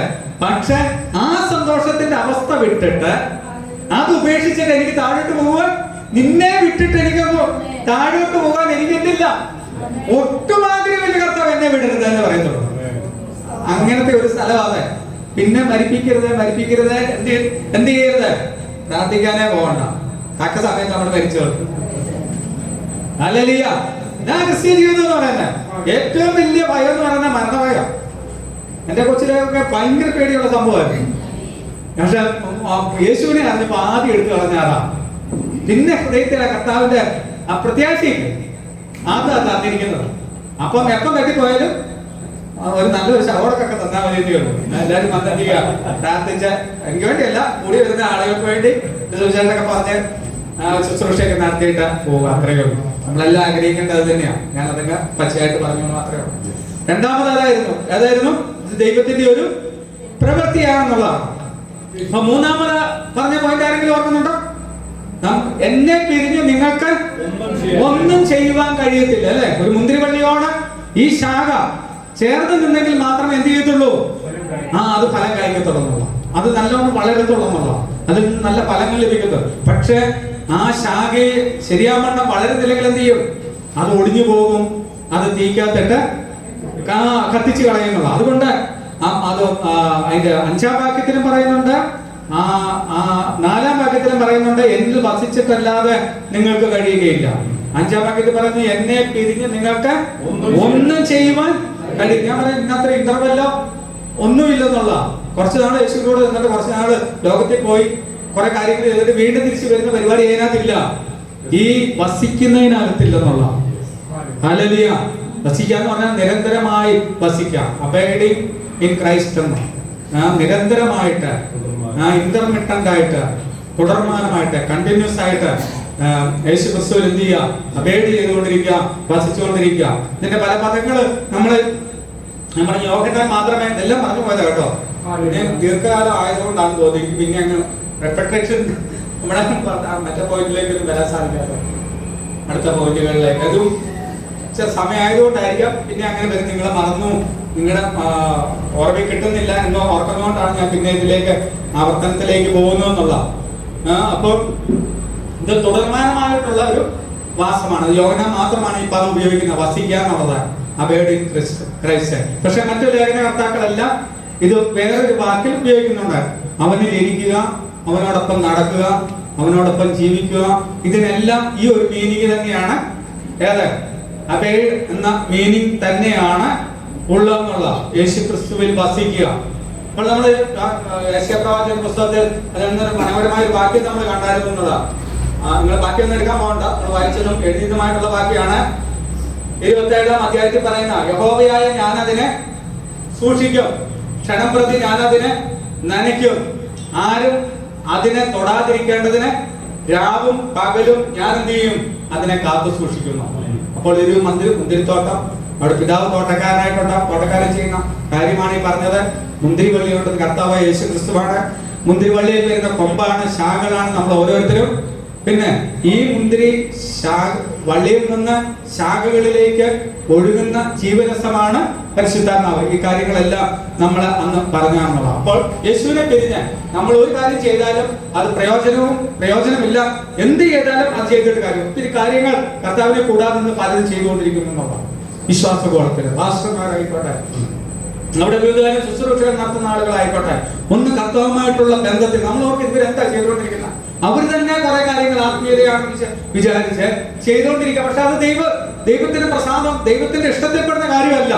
അങ്ങനെയുള്ള കാര്യങ്ങൾ ചെയ്യാതെ യേശുക്രിസ്തുവിനോട് ചേർന്നിരുന്നു കൊണ്ട് ഈ തോട്ടത്തെ സൂക്ഷിക്കുകയും പരിപാലിക്കുകയും ഇതിന് തക്ക സമയത്ത് വളം നൽകുകയും അതിന്റെ ആവശ്യമില്ലാത്ത ശാഖകൾ, കരിഞ്ഞു വരുന്ന കമ്പുകൾ എല്ലാം മുറിച്ച് നല്ല രീതിയിൽ അതിനെ വളർത്തിക്കൊണ്ടു പോകുന്ന ഒരു തോട്ടക്കാരന്റെ പിതാവായ ദൈവത്തിന്റെ ആ ശ്രദ്ധയിലും ഒക്കെയുമാണ് നമ്മൾ ഇരിക്കുന്നത്, ഈ തോട്ടം ഇരിക്കുന്നതെന്ന് വിചാരിച്ച് നമ്മൾ എന്ത് ചെയ്യുക? ഈ കർത്താവിനോട് ചേർന്ന് തന്നെ ഒരുമിച്ച് നടക്കുവാൻ നമ്മൾ ശ്രമിക്കണം. നാലാമത് നമ്മൾ കണ്ടതായിരുന്നു, നമ്മൾ ഈ ലോകത്തിൽ എന്ത് ചെയ്യണം? പൗലോസ് പറയുന്ന, ലിപിലേഖനത്തിൽ പറയുന്ന, എന്ത് ചെയ്യണം? എനിക്ക് അവനിൽ ഇരുന്നാ മതി, എനിക്ക് അവനെ നേടിയാ മതി. അതാ പൗലോസിന്റെ ആഗ്രഹം. കണ്ടോ, ഈ ലോകത്തിന്റെ സകല സമ്പത്തും അദ്ദേഹം എന്ത് ചെയ്തു? എല്ലാം തള്ളിക്കളഞ്ഞു. ലോകം അദ്ദേഹം എന്താന്നാ പറഞ്ഞത്? അതിന് ഇംഗ്ലീഷിൽ ഞാൻ എഴുതിയ ഡിക്ഷണറി നോക്കി തന്നെ എഴുതിയ വാക്കിന്റെ അർത്ഥമായി വാക്യം ഫിലിപ്പിയർ 3:8-9. അത്രയുമല്ല, എന്റെ കർത്താവ് യേശു ക്രിസ്തുവിനെ കുറിച്ചുള്ള പരിജ്ഞാനത്തിന്റെ ശ്രേഷ്ഠത നിമിത്തം ഞാൻ ഇപ്പോഴും എല്ലാം ഛേദത്തിന്റെ അർത്ഥമാണ് പറഞ്ഞത്. റബ്ബിഷ് എന്ന് പറഞ്ഞാൽ എന്താ അർത്ഥം? വേസ്റ്റ് മെറ്റീരിയൽ, റിഫ്യൂസ്, പിന്നെ വർത്ത്ലെസ്, ഫൂളിഷ് ഐഡിയ, നോൺസെൻസ്. ഞാൻ ഇംഗ്ലീഷിന്റെ പദങ്ങൾ പറയുന്നത് എന്തിനാന്ന് വെച്ചാൽ എന്നാലും നമുക്ക് ആ വാക്കിന്റെ അർത്ഥം നമുക്ക് ഗ്രഹിക്കാൻ സാധിക്കത്തുള്ളൂ. അതുകൊണ്ടായി പറയുന്നത് എന്ന് പറഞ്ഞാൽ അത് ചപ്പാണ്, അത് ചവറാണ്, മലമാണ്, കണ്ടോ, അസംബന്ധമാണ്, വിഡ്ഢിത്തമാണ്, ഉച്ഛിഷ്ടമാണ്. ഇതൊക്കെ ആ പദത്തിന്റെ അർത്ഥം, ഛേദം. കാരണം ഇദ്ദേഹത്തിന് ഇഷ്ടംപോലെ സമ്പത്തുള്ള മനുഷ്യനാണ്. ലോകപ്രകാരം അദ്ദേഹത്തിന്റെ ഭവനത്തിൽ ഇഷ്ടം പോലെ സമ്പത്തുള്ള മനുഷ്യൻ. അത് കൂടാതെ ന്യായപ്രമാണം, അന്നത്തെ ദൈവത്തിന്റെ വചനം നൽകപ്പെട്ട, രേഖപ്പെടുത്തി കിട്ടിയ വചനം സംബന്ധിച്ച് അദ്ദേഹം എന്തായിരുന്നു? ഏറ്റവും അനിന്യനായിരുന്നു. ആർക്കും അദ്ദേഹത്തെ ചോദ്യം ചെയ്യാൻ പറ്റത്തില്ല. ഏത് വാക്യം എടുത്തും അതിനെ വിശദീകരിക്കുവാനുള്ള പ്രാപ്തിയും കഴിവാക്കുണ്ടായിരുന്നു. അല്ലെ? അതിന്റെ മൂന്നാമത്തെ മേള പറയുന്നത്, ഞാൻ ഇസ്രായേൽ ജാതിക്കാരൻ, ബെന്യാമിൻ ഗോത്രക്കാരൻ, ന്യായപ്രമാണം സംബന്ധിച്ച് എന്താ പരീക്ഷൻ, കണ്ടോ, ആ ദൈവത്തിന്റെ ആ നീതി, ന്യായപ്രമാണത്തിലുള്ള നീതി വെച്ച് ദൈവം ഒരാളെ തൂക്കിയാൽ ഞാൻ അത് അവിടെ അനിന്ദനാന്നാ പറയുന്നത്. എന്നെ കുറവ് കാണാൻ പറ്റത്തില്ലെന്നാ പറയുന്നത്. ഈ മനുഷ്യൻ, സമ്പത്തുള്ള മനുഷ്യൻ, കണ്ടോ, എല്ലാ കുടുംബം, ഇതെല്ലാം ഇദ്ദേഹം പറയുന്നത് എന്താന്ന് പറയുന്നത്? ചപ്പാണ്, ചവറാണ്, മലമാണ്, ഉച്ഛിഷ്ടമാണ്, വിഡ്ഢിത്തമാണ്, റബ്ബിഷാണ്. അതൊക്കെ അതിന്റെ കറക്റ്റ്, റബ്ബിഷ്. ഇതിനെല്ലാം എന്ത് ചെയ്തു? അദ്ദേഹം ആ രീതിയിലാണ് കണ്ടത്. ഈ ലോകത്തിലുള്ള സമ്പത്തിനെയൊക്കെ ആ രീതിയിൽ കാണാനാണ് പറഞ്ഞിരിക്കുന്നത്. ലോകത്തിന്റെ സമ്പത്ത് അല്ല, നമ്മളെല്ലാം പിള്ളേരെ പഠിപ്പിക്കുന്നതും ജോലി കിട്ടാൻ ആഗ്രഹിക്കുന്ന എല്ലാം ഇതാ. ലോകത്തിന്റെ കുറെ സമ്പത്ത് എന്ത് ചെയ്യണം? ആണോ നമ്മുടെ ലക്ഷ്യം? അതല്ലേ? ആ സമ്പത്ത് ഉപേക്ഷിച്ച ഒരു മനുഷ്യനാ പറയുന്നത്. ഇതെന്താന്ന് പറയുന്നത്? ദുച്ഛിഷ്ടമാണ്, ഇത് മലമാണെന്ന് പറയുക. അപ്പോൾ ഈ ഒരു ബോധ്യത്തിലേക്ക്, അവബോധത്തിലേക്ക് നമ്മൾ വരണം. അതിനെക്കാട്ടിലും വലിയ സമ്പത്താരാ? നമ്മുടെ കർത്താവ് യേശു ക്രിസ്തു.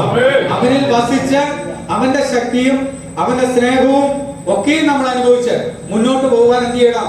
നമുക്ക് സാധിക്കണം എന്നുള്ള. അപ്പോൾ ദൈവമാണ് നമുക്ക് ആവശ്യമായിട്ടുള്ളതെല്ലാം തരുന്നത്. അവനാണ് നമ്മളെ നിലനിർത്തുന്നവന്, അവനാണ് നമ്മളെ പോഷിപ്പിക്കുന്നവന്, അവനാണ് നമ്മളെ സൂക്ഷിക്കുന്നവനെന്ന് നമ്മൾ മനസ്സിലാക്കണം എന്നുള്ളതാണ്. God is our provider, our sustainer and the one who protects us. നമ്മളെ സംരക്ഷിക്കുന്നവൻ അവനാണെന്ന് നമ്മളെ മനസ്സിലാക്കണം എന്നുള്ളതാണ്. അപ്പൊ ലോകമൊന്നുമല്ല, കർത്താവിലാണ് നമ്മുടെ ബന്ധം ഇരിക്കുന്നതെന്ന് നമ്മൾ മനസ്സിലാക്കി നമ്മൾ മുന്നോട്ട് പോകണം. പലപ്പോഴും നമ്മുടെ ഫ്രീ വില്ല്, നമ്മുടെ ഇച്ഛാശക്തി ഉപയോഗിച്ച് എന്ത് ചെയ്യും? നമ്മൾ പലപ്പോഴും കർത്താവിൽ നിന്നൊക്കെ പോവുക. നമ്മൾ പലതും എന്ത് ചെയ്യുന്നു? ഏറ്റവും അധികം ഈ ലോകത്തിന് പ്രാധാന്യം കൊടുക്കുന്നത് നമ്മളെ സ്വയമേ ചിന്തിക്കുന്നത് കൊണ്ടാണ്. നമ്മുടെ ഫ്രീ വില്ലിനൊക്കെ നമ്മൾ പ്രാധാന്യം കൊടുക്കുന്നത് കൊണ്ടാണ്. അതുകൊണ്ട് എന്ത് ചെയ്യണം?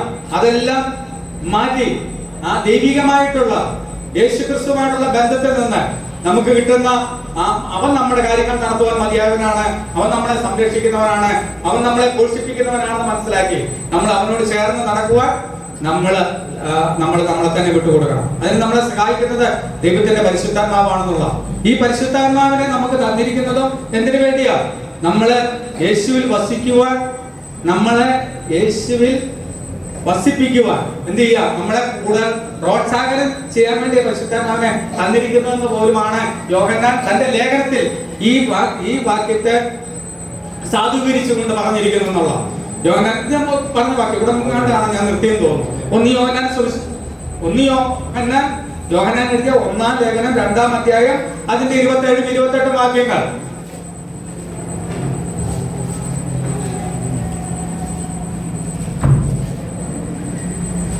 നാലാമത്തെ പോയിന്റ് ആണ് കേട്ടോ. നിങ്ങൾ ഒന്ന് ആ വാക്യം നടത്തുന്നു, നിർത്തി വായിച്ച്. അവനാൽ പ്രാപിച്ച അഭിഷേകം നിങ്ങളിൽ വസിക്കുന്നു, ആരും നിങ്ങളെ ഉപദേശിപ്പാൻ ആവശ്യമില്ല. എന്താ പറയുന്നത്? പരിശുദ്ധാത്മാവിനെ പറ്റിയാ പറയുന്നത് കേട്ടോ. അവന് അഭിഷേകം ആരിൽ നിന്നാ വരുന്നത്? ആ പിതാവായ ദൈവത്താൽ പരിശുദ്ധാത്മാവിനെ നമുക്ക് നൽകിയിരിക്കുന്നു. അങ്ങനെ നമ്മൾ അഭിഷേകം പ്രാപിച്ചിരിക്കുന്നു. ആ അഭിഷേകത്താൽ നിങ്ങളിൽ ഉണ്ടെങ്കിൽ, പരിശുദ്ധാത്മാവ് നിങ്ങളിൽ ഉണ്ടെങ്കിൽ ആരും നിങ്ങളെ ഉപദേശിക്കേണ്ട ആവശ്യമില്ല. എല്ലാവർക്കും ഇഷ്ടപ്പെടുന്ന വാക്യമായിരുന്നു തോന്നുന്നു. ഒരുമാതിരിപ്പെട്ട അറിയാവുന്ന ചില പതിനൊക്കെ പഠിച്ചു വരുന്ന ആളുകള് എടുക്കുന്ന കാര്യമാണ്. ആരെങ്കിലും തെറ്റിദ്ധരുത്താൻ ചെന്ന് കഴിഞ്ഞാൽ ദൈവജനത്തിൽ നിന്ന് ഒന്ന് ചൂണ്ടിക്കാണിക്കാൻ ശ്രമിച്ചു കഴിഞ്ഞാൽ അവർ പറയുന്ന വാക്യം, ഇല്ല എന്നെ ഉപദേശിക്കണ്ട, എന്നെ പരിശുദ്ധമാവ് ഉണ്ടാ, പരിശുദ്ധമാവ് എന്ത് ചെയ്തോളും, എനിക്ക് ആവശ്യമായിട്ടുള്ള ആലോചന പറഞ്ഞു തരും, ആരും എന്നെ ഉപദേശിക്കണ്ട എന്ന് പറയുന്ന ഒരു വാക്യം ഇത്. എന്ന ആളുകൾ എടുത്ത് ഉപയോഗിക്കുന്ന ഒരു വാക്യം. പക്ഷെ പരിശുദ്ധാത്മാവ് തുടർമാനം താഴോട്ട് പറയുന്നത് എന്താണെന്ന് നോക്കിയേ. ആ പരിശുദ്ധാത്മാവ് തന്നെ പറയുന്നത്, ആ പരിശുദ്ധാത്മാവ് എപ്പോഴും നമ്മോട് പറയുന്നത് യേശുവിൽ തന്നെ വസിക്കാനാണ്. താഴോട്ട് വായിക്കാൻ പ്രാപിച്ച അഭിഷേകം നിങ്ങളിൽ വസിക്കുന്നു, ആരും നിങ്ങളെ ഉപദേശിപ്പാൻ ആവശ്യമില്ല. അവന്റെ അഭിഷേകം തന്നെ ശരിയാ കേട്ടോ. ദൈവത്തിന്റെ പരിശുദ്ധാത്മാവ് നമ്മളിൽ വസിക്കുമ്പോൾ ഈ ദൈവത്തിന്റെ വചനം നമ്മളെ എടുത്ത് ഓർമ്മപ്പെടുത്തി ഓരോ സമയത്തും ചെയ്യേണ്ടത് നമുക്ക് ഉപദേശിച്ചു തരുന്ന ആരാ? പരിശുദ്ധാത്മാവ്. അത് യാതൊരു തർക്കവുമില്ല. പക്ഷെ ആ ഉപദേശം ആത്മാവിന്റെ തന്നെയാണോ എന്നുള്ളത് എന്ത് ചെയ്യണം? നമ്മൾ തിരിച്ചറിയാന്നുള്ളതാണ്, വിവേചിച്ചറിയണം എന്നുള്ളതാണ്. അവന്റെ അഭിഷേകം തന്നെ നിങ്ങൾക്ക് സകലവും ഉപദേശിച്ചു തരികയാലും അത് ഭോഷ്കല്ല സത്യം തന്നെ ആയിരിക്കാലും അത് നിങ്ങളെ ഉപദേശിച്ചതുപോലെ നിങ്ങൾ അവനിൽ അതല്ലേ പരിശുദ്ധാത്മാവ് പറയുന്നത്? എന്താ പറയുന്നത്? നിങ്ങൾ അവനിൽ വസിപ്പിൻ, നിങ്ങൾ അവനിൽ വസിപ്പിൻ. അതല്ലേ പറഞ്ഞത്? എന്നിൽ വസിപ്പിൻ ആണോ? അതിന്റെ പരിശുദ്ധാത്മാവ് എന്ത് ചെയ്തോണ്ടിരിക്കുക? പറഞ്ഞുകൊണ്ടിരിക്കുകയാണെന്നുള്ള. നിങ്ങൾ അവനിൽ വസിപ്പിൻ. കണ്ടോ? ഇതാണ് പരിശുദ്ധാത്മാവ് നമ്മളിൽ നിരന്തരമായിട്ട്. എന്നിട്ട് ഇതിന്റെ ആദ്യത്തെ ഭാഗം എടുത്ത ബാക്കിയുള്ളവർ പറയുന്നത്, നിങ്ങൾ ആരും ഞങ്ങളെ എന്ത് ചെയ്യണ്ട, പ്രത്യേകിച്ച് ഉപദേശിച്ച് നേരെയാക്കാനൊന്നും വരണ്ട. ദൈവത്തിന്റെ നിങ്ങൾക്കുള്ള പോലെ തന്നെ പരിശുദ്ധാത്മാവ് ഞങ്ങൾക്കും ഉണ്ട്. അതുകൊണ്ട് ഈ പരിശുദ്ധാത്മാവ് ഞങ്ങളെ എന്ത് ചെയ്തോളും? പഠിപ്പിച്ചോളും, ഉപദേശിച്ചോളും. അത് തെറ്റു പോകുന്ന കേട്ടോ. പക്ഷെ പരിശുദ്ധാത്മാവ് പറഞ്ഞു കൊടുക്കുന്നത് ഇതാണെന്നുള്ള അവർ പിടികിട്ടുന്നില്ല. എന്താ പറയുന്നത്? യേശുവിൽ വസിപ്പിൻ. കണ്ടോ? അവനിൽ വസിപ്പിൻ, നിങ്ങൾ എന്നിൽ വസിപ്പിൻ, ഞാൻ നിങ്ങളിലും വസിക്കും. കണ്ടോ? അതാണ് ഈ ലോകത്തിൽ നമ്മൾ കളയേണ്ടത് കളയണം. ലോകത്തിന്റെ എല്ലാം റബ്ബിഷ് എന്ന് എണ്ണി യേശുവുമായിട്ടുള്ള ബന്ധത്തിൽ മുന്നോട്ട് പോകുവാൻ പരിശുദ്ധാത്മാവ് തന്നെ എന്ത് ചെയ്തുകൊണ്ടിരിക്കുക? നമ്മളെ ഉപദേശിച്ചുകൊണ്ടിരിക്കുകയാണെന്നുള്ള. കണ്ടോ? ഇത് പരിശുദ്ധാത്മാവിന്റെ പഠിപ്പീരിന്റെ മൊത്തം നമുക്കിത് കാണാൻ സാധിക്കുന്നതാണ്. ദൈവത്തിന്റെ പരിശുദ്ധാത്മാവിന്റെ മുഴുവൻ, അവൻ നമ്മളെ ഉപദേശിക്കുന്നതിന്റെ മുഴുവൻ പഠനം, അതിന്റെ ആകത്തുക എന്ന് പറയുന്ന ഇതാ, അവനിൽ വസിപ്പിൻ, യേശുവിൽ വസിപ്പിൻ, യേശുവിൽ വസിപ്പിൻ. കണ്ടോ? അതാണ് നമ്മളോട് ഓരോ പ്രാവശ്യവും പരിശുദ്ധാത്മാവ് നമ്മളോട് സംസാരിച്ചുകൊണ്ടിരിക്കുന്നതാണ്. അപ്പോൾ നമ്മൾ അവനിൽ തന്നെ വസിച്ചുകൊണ്ടിരിക്കുക. അത് തന്നെ യേശു പറഞ്ഞു, നിങ്ങൾ എന്നിൽ വസിപ്പിൻ. എന്നിട്ട് എന്ത് ചെയ്യുന്നു? അതിന്റെ 28-ാം വാക്യം വായിച്ചില്ലല്ലോ. 28-ാം വാക്യത്തിൽ എന്താ പറയുന്നത്? ഇനിയും കുഞ്ഞുങ്ങളെ അവൻ പ്രത്യക്ഷനാകുമ്പോൾ നാം അവന്റെ സന്നിധിയിൽ ലജ്ജിച്ചു പോകാതെ അവന്റെ പ്രത്യക്ഷതയിൽ നമുക്ക് ധൈര്യം ഉണ്ടാകേണ്ടതിന് അവനിൽ വസിപ്പിൻ. കണ്ടോ? അപ്പോൾ നമ്മൾ അവനിൽ വസിച്ചില്ലെങ്കിൽ എന്ത് ചെയ്യും? അവന്റെ പ്രത്യക്ഷതയെങ്കിൽ നമ്മൾ എന്ത് ചെയ്യും? ലജ്ജിച്ചു പോകും. ആ ലജ്ജിച്ചു പോകാതെ യേശുക്രിസ്തുവിന്റെ വീണ്ടും വരവെങ്കിൽ അവന്റെ പ്രത്യക്ഷതയിൽ നമുക്ക് ധൈര്യത്തോടെ നിൽക്കണമെന്നുണ്ടെങ്കിൽ എന്ത് ചെയ്യണം? പരിശുദ്ധാത്മാവ് വരെ പറയാം, നിങ്ങൾ അവനിൽ വസിപ്പിൻ, അവനിൽ വസിപ്പിൻ. ഹല്ലേലൂയ. നാളെ ദൈവം നമ്മളെ പറ്റി ആഗ്രഹിക്കുന്നു. 4-ാമത്തെ കാര്യം അതായിരുന്നു എന്നുള്ളത്. ഇനി 5 മുതൽ ഇപ്പോഴും വരെ ഞാൻ പറഞ്ഞു എന്നാണ് എന്റെ ചിന്ത. വീണ്ടും നമ്മുടെ സമയം പഴയ പടി തന്നെ ആയിരുന്നുള്ളൂ. ഹല്ലേലൂയ. അതിൽ 5-ാം വാക്യം ഇതിന്റെ കുറച്ച് പറഞ്ഞിട്ട് പോകാം. അല്ല, ഒന്ന് തുടക്കമിട്ടില്ലെങ്കിൽ മോശമല്ല എന്നുള്ളതാണ്. അപ്പോൾ ഇതാണ് പരിശുദ്ധം. ഒന്നാമത് നമ്മൾ കണ്ടെന്തായിരുന്നു? യേശുവാണ് മോഡല്. രണ്ടാമത് ദൈവത്തിന്റെ ഒരു പ്രവൃത്തിയാണ്. മൂന്നാമത് എന്ത് ചെയ്യുന്നു? യേശുവിനോട് ചേർന്ന് നിന്ന് മാത്രമേ നമുക്ക് എന്ത് ചെയ്യാൻ പറ്റത്തുള്ളൂ? അവനിൽ വസിച്ച് നമുക്ക് മുന്നോട്ട് പോകാൻ സാധിക്കത്തുള്ളൂ. നാലാമത് നമ്മൾ കണ്ട എന്തായിരുന്നു? നമ്മളിപ്പോ കണ്ട എന്തായിരുന്നു? നമ്മൾ ഉപേക്ഷിക്കേണ്ടതിനെയൊക്കെ നമ്മൾ ഉപേക്ഷിക്കണം. ലോകത്തെ എന്ത് ചെയ്യണം? ലോകത്തിലുള്ളതിനെ, യോഹന്നാൻ പറയുന്നത് എന്താ? ലോകത്തിലുള്ളതിനെ സ്നേഹിക്കരുത്. ലോകസ്നേഹം ദൈവത്തോട് ശത്രുത്വമാകുന്നു. ഒരുവൻ ലോകത്തെ സ്നേഹിക്കുന്നുവെങ്കിൽ അവൻ എന്തില്ല? ദൈവവുമായിട്ട് അവന് ബന്ധമില്ല എന്നാണ് യോഹന്നാൻ നമ്മളെ പഠിപ്പിക്കുന്നത്. അതെ. അഞ്ചാമതായിട്ട് നമ്മൾ കാണുന്ന എന്താന്ന് ചോദിച്ചാല്, നമ്മൾ അവനിൽ വസിക്കുക എന്ന് പറഞ്ഞാൽ നമ്മൾ അവനിൽ വിശ്രമിക്കുകയും അവനിൽ ആശ്രയിക്കുകയും മനം തിരിഞ്ഞ് അടങ്ങിയിരിക്കുകയും ചെയ്യാറുള്ളൂ. ഹല്ലേലൂയ. നമ്മള് മനം തിരിഞ്ഞ് അടങ്ങിയിരുന്നാൽ, യെശയ്യാ പറയുന്ന കാര്യമാണ്, മനം തിരിഞ്ഞ് അടങ്ങിയിരുന്നാൽ നിങ്ങൾ രക്ഷിക്കപ്പെടും. അവനിൽ വിശ്രമിക്കുന്നതും അവനിൽ ആശ്രയിക്കുന്നതുമാണ് നിങ്ങളുടെ ബലം. യെശയ്യാ പ്രവാചകന്റെ പുസ്തകം 30-ാം അധ്യായം അതിന്റെ 15-ാം വാക്യം. ആ വാക്യം 30-15. യെശയ്യാ 30-15. ഇസ്രായേലിന്റെ പരിശുദ്ധനായി യഹോവയായ കർത്താവ് ഇപ്രകാരം അരുളി ചെയ്യുന്നു, മനം തിരിഞ്ഞ് അടങ്ങിയിരുന്നാൽ നിങ്ങൾ രക്ഷിക്കപ്പെടും. ബാക്കി ശ്രദ്ധിച്ചോണം. യെശയ്യാ ഒക്കെ ഭയങ്കര സാഹിത്യകാരനായതുകൊണ്ടാണ് ഈ രീതിയിൽ എഴുതി വെച്ചിരിക്കുന്നത്. പലപ്പോഴും നമുക്ക് പെട്ടെന്ന് ഓട്ടത്തിൽ ഒന്നും എഴുതി കേട്ടിട്ടില്ല. നമുക്ക് അതിന്റെ അർത്ഥം നമുക്ക് പലപ്പോഴും മനസ്സിലാക്കാൻ നമുക്ക് സാധിക്കാതെ വരുമെന്നുള്ള. പക്ഷെ അപ്പൊ അങ്ങനെയുള്ള സമയത്ത് നമ്മൾ 3-4 ആവർത്തി ഒരുമിച്ച് തന്നെ വായിച്ചാൽ നമ്മുടെ മനസ്സിലേക്ക് ഇത് വരത്തുള്ള. അവിടെ പറയാണ്, ദൈവം ഇപ്രകാരം അരുളി ചെയ്യുന്നു, മനം തിരിഞ്ഞ് അടങ്ങിയിരുന്നാൽ.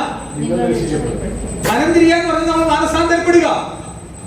നമ്മുടെ ജീവിതത്തിൽ വന്ന പാഴ്ചകൾ അത് ദൈവത്തിലേക്ക് സമർപ്പിച്ച് എനിക്ക് തെറ്റുപറ്റിപ്പോയി എന്ന് പറഞ്ഞ് മാനസാന്തരപ്പെട്ട ദൈവത്തിന്റെ അടുക്കലേക്ക് വരിക. അങ്ങനെ മനം തിരിഞ്ഞാൽ നിങ്ങൾ രക്ഷിക്കപ്പെടും. എങ്ങനെ? ബാക്കി വിശ്രമിക്കുന്നതിലും ആശ്രയിക്കുന്നതും നിങ്ങളുടെ ബലം. അപ്പോൾ നമുക്ക് ബലം കിട്ടുന്നത് കർത്താവിൽ ജീവിക്കുവാനുള്ള, കർത്താവിൽ വസിക്കുവാനുള്ള ആ ബലം നമുക്ക് കിട്ടുന്നത്, ശക്തി നമുക്ക് കിട്ടുന്നത് നമ്മൾ എന്ത് ചെയ്യണമെന്ന് പറയുന്നത്? അവിടെ എന്താ പറഞ്ഞത്? വിശ്രമിക്കുക. ഒന്നും ചെയ്യേണ്ടത്, നമ്മൾ ഒന്നും ചെയ്യണ്ട. എന്ത് ചെയ്യാം? മനം തിരിഞ്ഞ് അടങ്ങിയിരുന്നാൽ നിങ്ങൾ രക്ഷിക്കപ്പെടും. വിശ്രമിക്കുന്നതിലും ആശ്രയിക്കുന്നതിലും നമ്മളായിട്ട് എടുത്തു ചാടി ഒന്നും ചെയ്യണ്ട. ഇത് വീണ്ടും വിശ്വാസകോളത്തിൽ കാണുന്ന ഒരു പ്രധാനപ്പെട്ട കാര്യം ഇത്. എന്തെങ്കിലുമൊക്കെ ചെയ്യാൻ വേണ്ടി പലരും ഓടി നടക്കുകയാണ്. ആണോ? അത് ചെയ്യുന്നു, ഇത് ചെയ്യുന്നു, ആകപ്പാടെ ബഹളം വെക്കുന്നു, പല കാര്യങ്ങൾ എടുത്ത് ചെയ്യുന്നു. പക്ഷെ ഇവിടെ പറയുക, നീ ഒന്ന് അടങ്ങിയിരിക്കുക. നീ അടങ്ങിയിരുന്നാൽ നീ രക്ഷിക്കപ്പെടും. മനം തിരിഞ്ഞ് അടങ്ങിയിരിക്കുക. നീ പിന്നെന്ത് ചെയ്യുക? വിശ്രമിക്കുക, റെസ്റ്റ് എടുക്കുക, ആശ്രയിക്കുക, ഡിപ്പെൻഡ് ചെയ്യുക. ആരെ? ദൈവത്തെ ആശ്രയിക്കുന്നതാണ് നിങ്ങളുടെ ബലം എന്ന് പറഞ്ഞാൽ നമുക്ക് അത് ഇതൊക്കെ അങ്ങ് ചെയ്തൊക്കെ നടക്കണം വിശ്വാസത്തിൽ വന്നു കഴിയുമ്പോൾ. പക്ഷെ പലതും നമ്മൾ ചെയ്യുന്നത് ദൈവത്തിന്റെ ഇഷ്ടപ്രകാരമായിരിക്കണമെന്നില്ല. ദൈവത്തിന്റെ ഇഷ്ടം എന്താണെന്ന് അറിഞ്ഞ് എന്നിട്ട് വേണം എന്ത് ചെയ്യണം? നമ്മൾ പ്രവർത്തിക്കല്, ദൈവം നമ്മളെ കൊണ്ട് പ്രവർത്തിപ്പിക്കുകയാണ് ചെയ്യുന്നത്. കണ്ടോ? അപ്പോൾ നമ്മൾ ഒത്തിരി കാര്യങ്ങൾ വലിച്ചു വാരി ചെയ്തു കൂട്ടുന്നതിനേക്കാൾ ദൈവം എന്താണ് ആഗ്രഹിക്കുന്നത്, ദൈവത്തിന് എന്താണ് എന്നെ പറ്റിയുള്ള ദൈവത്തിന്റെ ഹിതം അതെന്താണെന്ന് മനസ്സിലാക്കി അറിഞ്ഞ് ദൈവത്തിന്റെ നാം ദൈവത്തിൽ ആശ്രയിക്കുമ്പോൾ ദൈവത്തിന്റെ പരിശുദ്ധാത്മാവിനാൽ ദൈവം എന്ത് ചെയ്യും? നമ്മളെ കൊണ്ട് ഓരോ കാര്യങ്ങൾ ചെയ്യിക്കുകയാണ്. പറയുന്നത് പിടികിട്ടുന്നുണ്ടോ? അല്ലെ നമ്മൾ ഇങ്ങനെ ഒത്തിരി കാര്യങ്ങൾ അങ്ങ് ചെയ്തോ, ഒന്നും ദൈവമായിട്ടൊരു ബന്ധം കാണിക്കുന്നുണ്ടോ? ബാക്കി ഏതാ പറയുന്നത്? നിങ്ങൾ ഒത്തിരി കാര്യങ്ങൾ ചെയ്യുന്നുണ്ട്. അന്നത്തെ ഇസ്രായേൽ ജനത്തോടാ പറയുന്നത്, നിങ്ങൾ അധിക കാര്യങ്ങളൊന്നും ചെയ്യണ്ട. നിങ്ങൾ യാഗം അർപ്പിക്കുന്നുണ്ട്, നിങ്ങൾ ആടിനെ കൊണ്ടുവരുന്നുണ്ട്, മാടിനെ കൊണ്ടുവരുന്നുണ്ട്, നിങ്ങൾ അത് ചെയ്യുന്നുണ്ട്, ഇത് ചെയ്യുന്നുണ്ട്, പലഹാരം കൊടുക്കുന്നുണ്ട്, ദശാംശം കൊടുക്കുന്നുണ്ട്. പക്ഷെ നിങ്ങൾക്ക് യഥാർത്ഥമായി വേണ്ടത് എന്താ? ഒരു യഥാർത്ഥ മാനസാന്തരം നിങ്ങൾക്ക് വേണ്ടത്. അതെന്താ? ദൈവത്തിൽ ആശ്രയിക്കുവാനും നിങ്ങൾ ദൈവത്തിൽ തന്നെ റെസ്റ്റ് എടുക്കുവാനും. കണ്ടോ? അപ്പോൾ ദൈവം നിങ്ങളോട് ഇടപെട്ട്, ദൈവം നിങ്ങളോട് സംസാരിച്ച് ദൈവത്തിന്റെ ഹിതത്തിൽ എന്ത് ചെയ്യും? നിങ്ങളെ നടത്തും. അപ്പോൾ നമ്മൾ സൂക്ഷിക്കണം, നമ്മൾ എന്തൊക്കെയാ ചെയ്യുന്നത്, എന്ത് ചെയ്യാ, ചെയ്തുകൊണ്ടിരിക്കുന്നത് എന്ത് ചെയ്യാം, അത് നമ്മൾ സൂക്ഷിക്കേണ്ട കാര്യമാണ്. ഹല്ലേലൂയ. പിടികിട്ടുന്നില്ലെന്ന് തോന്നുന്നല്ലേ? ദൈവം നമ്മളോട് പറയുന്ന കാര്യങ്ങൾ മാത്രം, നമുക്ക് ഉറപ്പ് നൽകുന്ന കാര്യങ്ങൾ മാത്രം, നമ്മളെ കൊണ്ട് ദൈവം ചെയ്യിക്കുവാൻ ഉദ്ദേശിക്കുന്ന കാര്യങ്ങൾ മാത്രം നാം ചെയ്താൽ മതി. ബാക്കി മുഴുവൻ എന്താകും? ഈ പുല്ല് തീക്കാത്തിട്ടാൽ എന്ത് ചെയ്യും? പുല്ലുകൊണ്ടും കച്ചി കൊണ്ടും ഒക്കെ ഉണ്ടാക്കിയത് പൊരിന്തലേഖനത്തിലുള്ളതാണ്. അതെല്ലാം ശോധന കഴിക്കുമ്പോൾ അല്ല, നമ്മുടെ ന്യായവിധിയുടെ മുമ്പിൽ നമ്മൾ നിൽക്കും. കർത്താവ് നമ്മുടെ ജീവിതത്തിന്റെ മൊത്തം ചിത്രം എടുത്ത് എന്ത് ചെയ്യും? സ്ക്രീൻ എന്ന പോലെ നമ്മളെ കാണിക്കും. പലതും എന്താവും? തീക്കാത്തിട്ട തീ കൂടി ശോധന കഴിക്കുക. തീക്കാത്തിട്ട പലതും കരിഞ്ഞു പോകും. എന്നാൽ പൊന്നുകൊണ്ടും വെള്ളി കൊണ്ടും പലതും എന്ത് ചെയ്യും? തീക്കാത്തിട്ടാൽ അത് കരിഞ്ഞു പോകത്തില്ല. അതുപോലെ നിലനിൽക്കുന്ന കാര്യങ്ങൾ, മൂല്യമുള്ള കാര്യങ്ങൾ, വിലപിടിപ്പുള്ള കാര്യങ്ങൾ, ദൈവം ആഗ്രഹിക്കുന്ന കാര്യങ്ങൾ നാം ചെയ്താൽ ദൈവം എന്തെങ്കിലും പ്രതിഫലം നൽകത്തക്കവണ്ണം അത് നിത്യതയിൽ നിലനിൽക്കും. അല്ലാതെ എല്ലാം കത്തിപ്പോകുന്നതാണ്. അപ്പോൾ നമ്മൾ ദൈവത്തോട് ആലോചിച്ച് അതൊന്ന് മനസ്സിലാക്കണമെന്നുണ്ടെങ്കിൽ ദൈവത്തിൽ വസിക്കണം. കർത്താവിനോട് ചേർന്ന് വസിച്ചെങ്കിൽ മാത്രമേ ആ ദൈവഹിതം എന്താണെന്ന് എന്ത് ചെയ്യത്തുള്ളൂ, നമുക്ക് മനസ്സിലാക്കാൻ സാധിക്കത്തുള്ളൂ. ദൈവം നമുക്ക് വെളിപ്പെടുത്തി തരികയുള്ളൂ. ഹല്ലേലൂയ. ആ ഒരു കാരണം നമ്മളൊന്നും പ്രവർത്തിച്ചിട്ട് കാര്യമില്ല. രക്ഷയ്ക്ക് വേണ്ടിയൊക്കെ ഞാൻ മുമ്പേ പറഞ്ഞ ദൈവം നമ്മളെ തെരഞ്ഞെടുത്തത്. രക്ഷയ്ക്ക് വേണ്ടി ഒന്ന് പ്രവർത്തിക്കുവാൻ നമ്മളെ കൊണ്ട് സാധിക്കത്തില്ലെന്നുള്ള കാരണം ദൈവം എവിടെ നിന്ന് അല്ല, രക്ഷ എവിടെ നിന്ന് വരുന്നതാ? ദൈവത്തിൽ നിന്നാണ്. It is from God. Salvation is from God. ദൈവത്തിന്റെ അടുക്കൽ നിന്ന് മാത്രമേ രക്ഷ വരുന്നുള്ളൂ. അപ്പോൾ അവനാണ് നമ്മളെ ഈ മുന്തിരിവള്ളിയോട് ചേർത്ത് നിർത്തിയിരിക്കുന്നതും നമുക്ക് ആവശ്യമായിട്ടുള്ള വെള്ളം തരുന്നതും നമുക്ക് ആവശ്യമായിട്ടുള്ള പ്രകൃതിയുടെ അന്തരീക്ഷം ഒരുക്കുന്നതും വളമിടുന്നതും മോശമായിട്ടുള്ള പുഴുക്കളെയും അതിനെയൊക്കെ നീക്കിക്കളയുന്നതും ഈ ശാഖ ശരിയാവണ്ണമാണോ, നല്ല ഫലം കൊടുക്കത്തക്കവണ്ണമാണോ വളരുന്നത് എന്ന് നോക്കുന്നത് ആരാ? നമ്മളാണോ? ദൈവമല്ലേ ചെയ്യുന്നത്? തോട്ടക്കാരനല്ലേ നോക്കേണ്ടത്? തോട്ടക്കാരനാണ് രക്ഷയ്ക്ക് ആവശ്യമായിട്ടുള്ള എല്ലാ കാര്യങ്ങളും ചെയ്യുന്നതെന്ന് നമ്മൾ മനസ്സിലാക്കണം. ഈ ശാഖ എന്ന് പറയുന്നത് നമ്മൾ എന്ത് ചെയ്യുന്നതേ ഉള്ളൂ. നമ്മൾ ഈ മുന്തിരിവള്ളിയോട് എല്ലാം ശാഖ എന്തെങ്കിലും ചെയ്യുന്നുണ്ടോ? തൂമ്പാഴ്ത്തി കളക്കാൻ പോകുന്നുണ്ടോ? അവിടെ ചാകരാതിരിക്കുന്ന വാഴ കൊണ്ട് ചുറ്റിയിടാൻ പോകുന്നുണ്ടോ?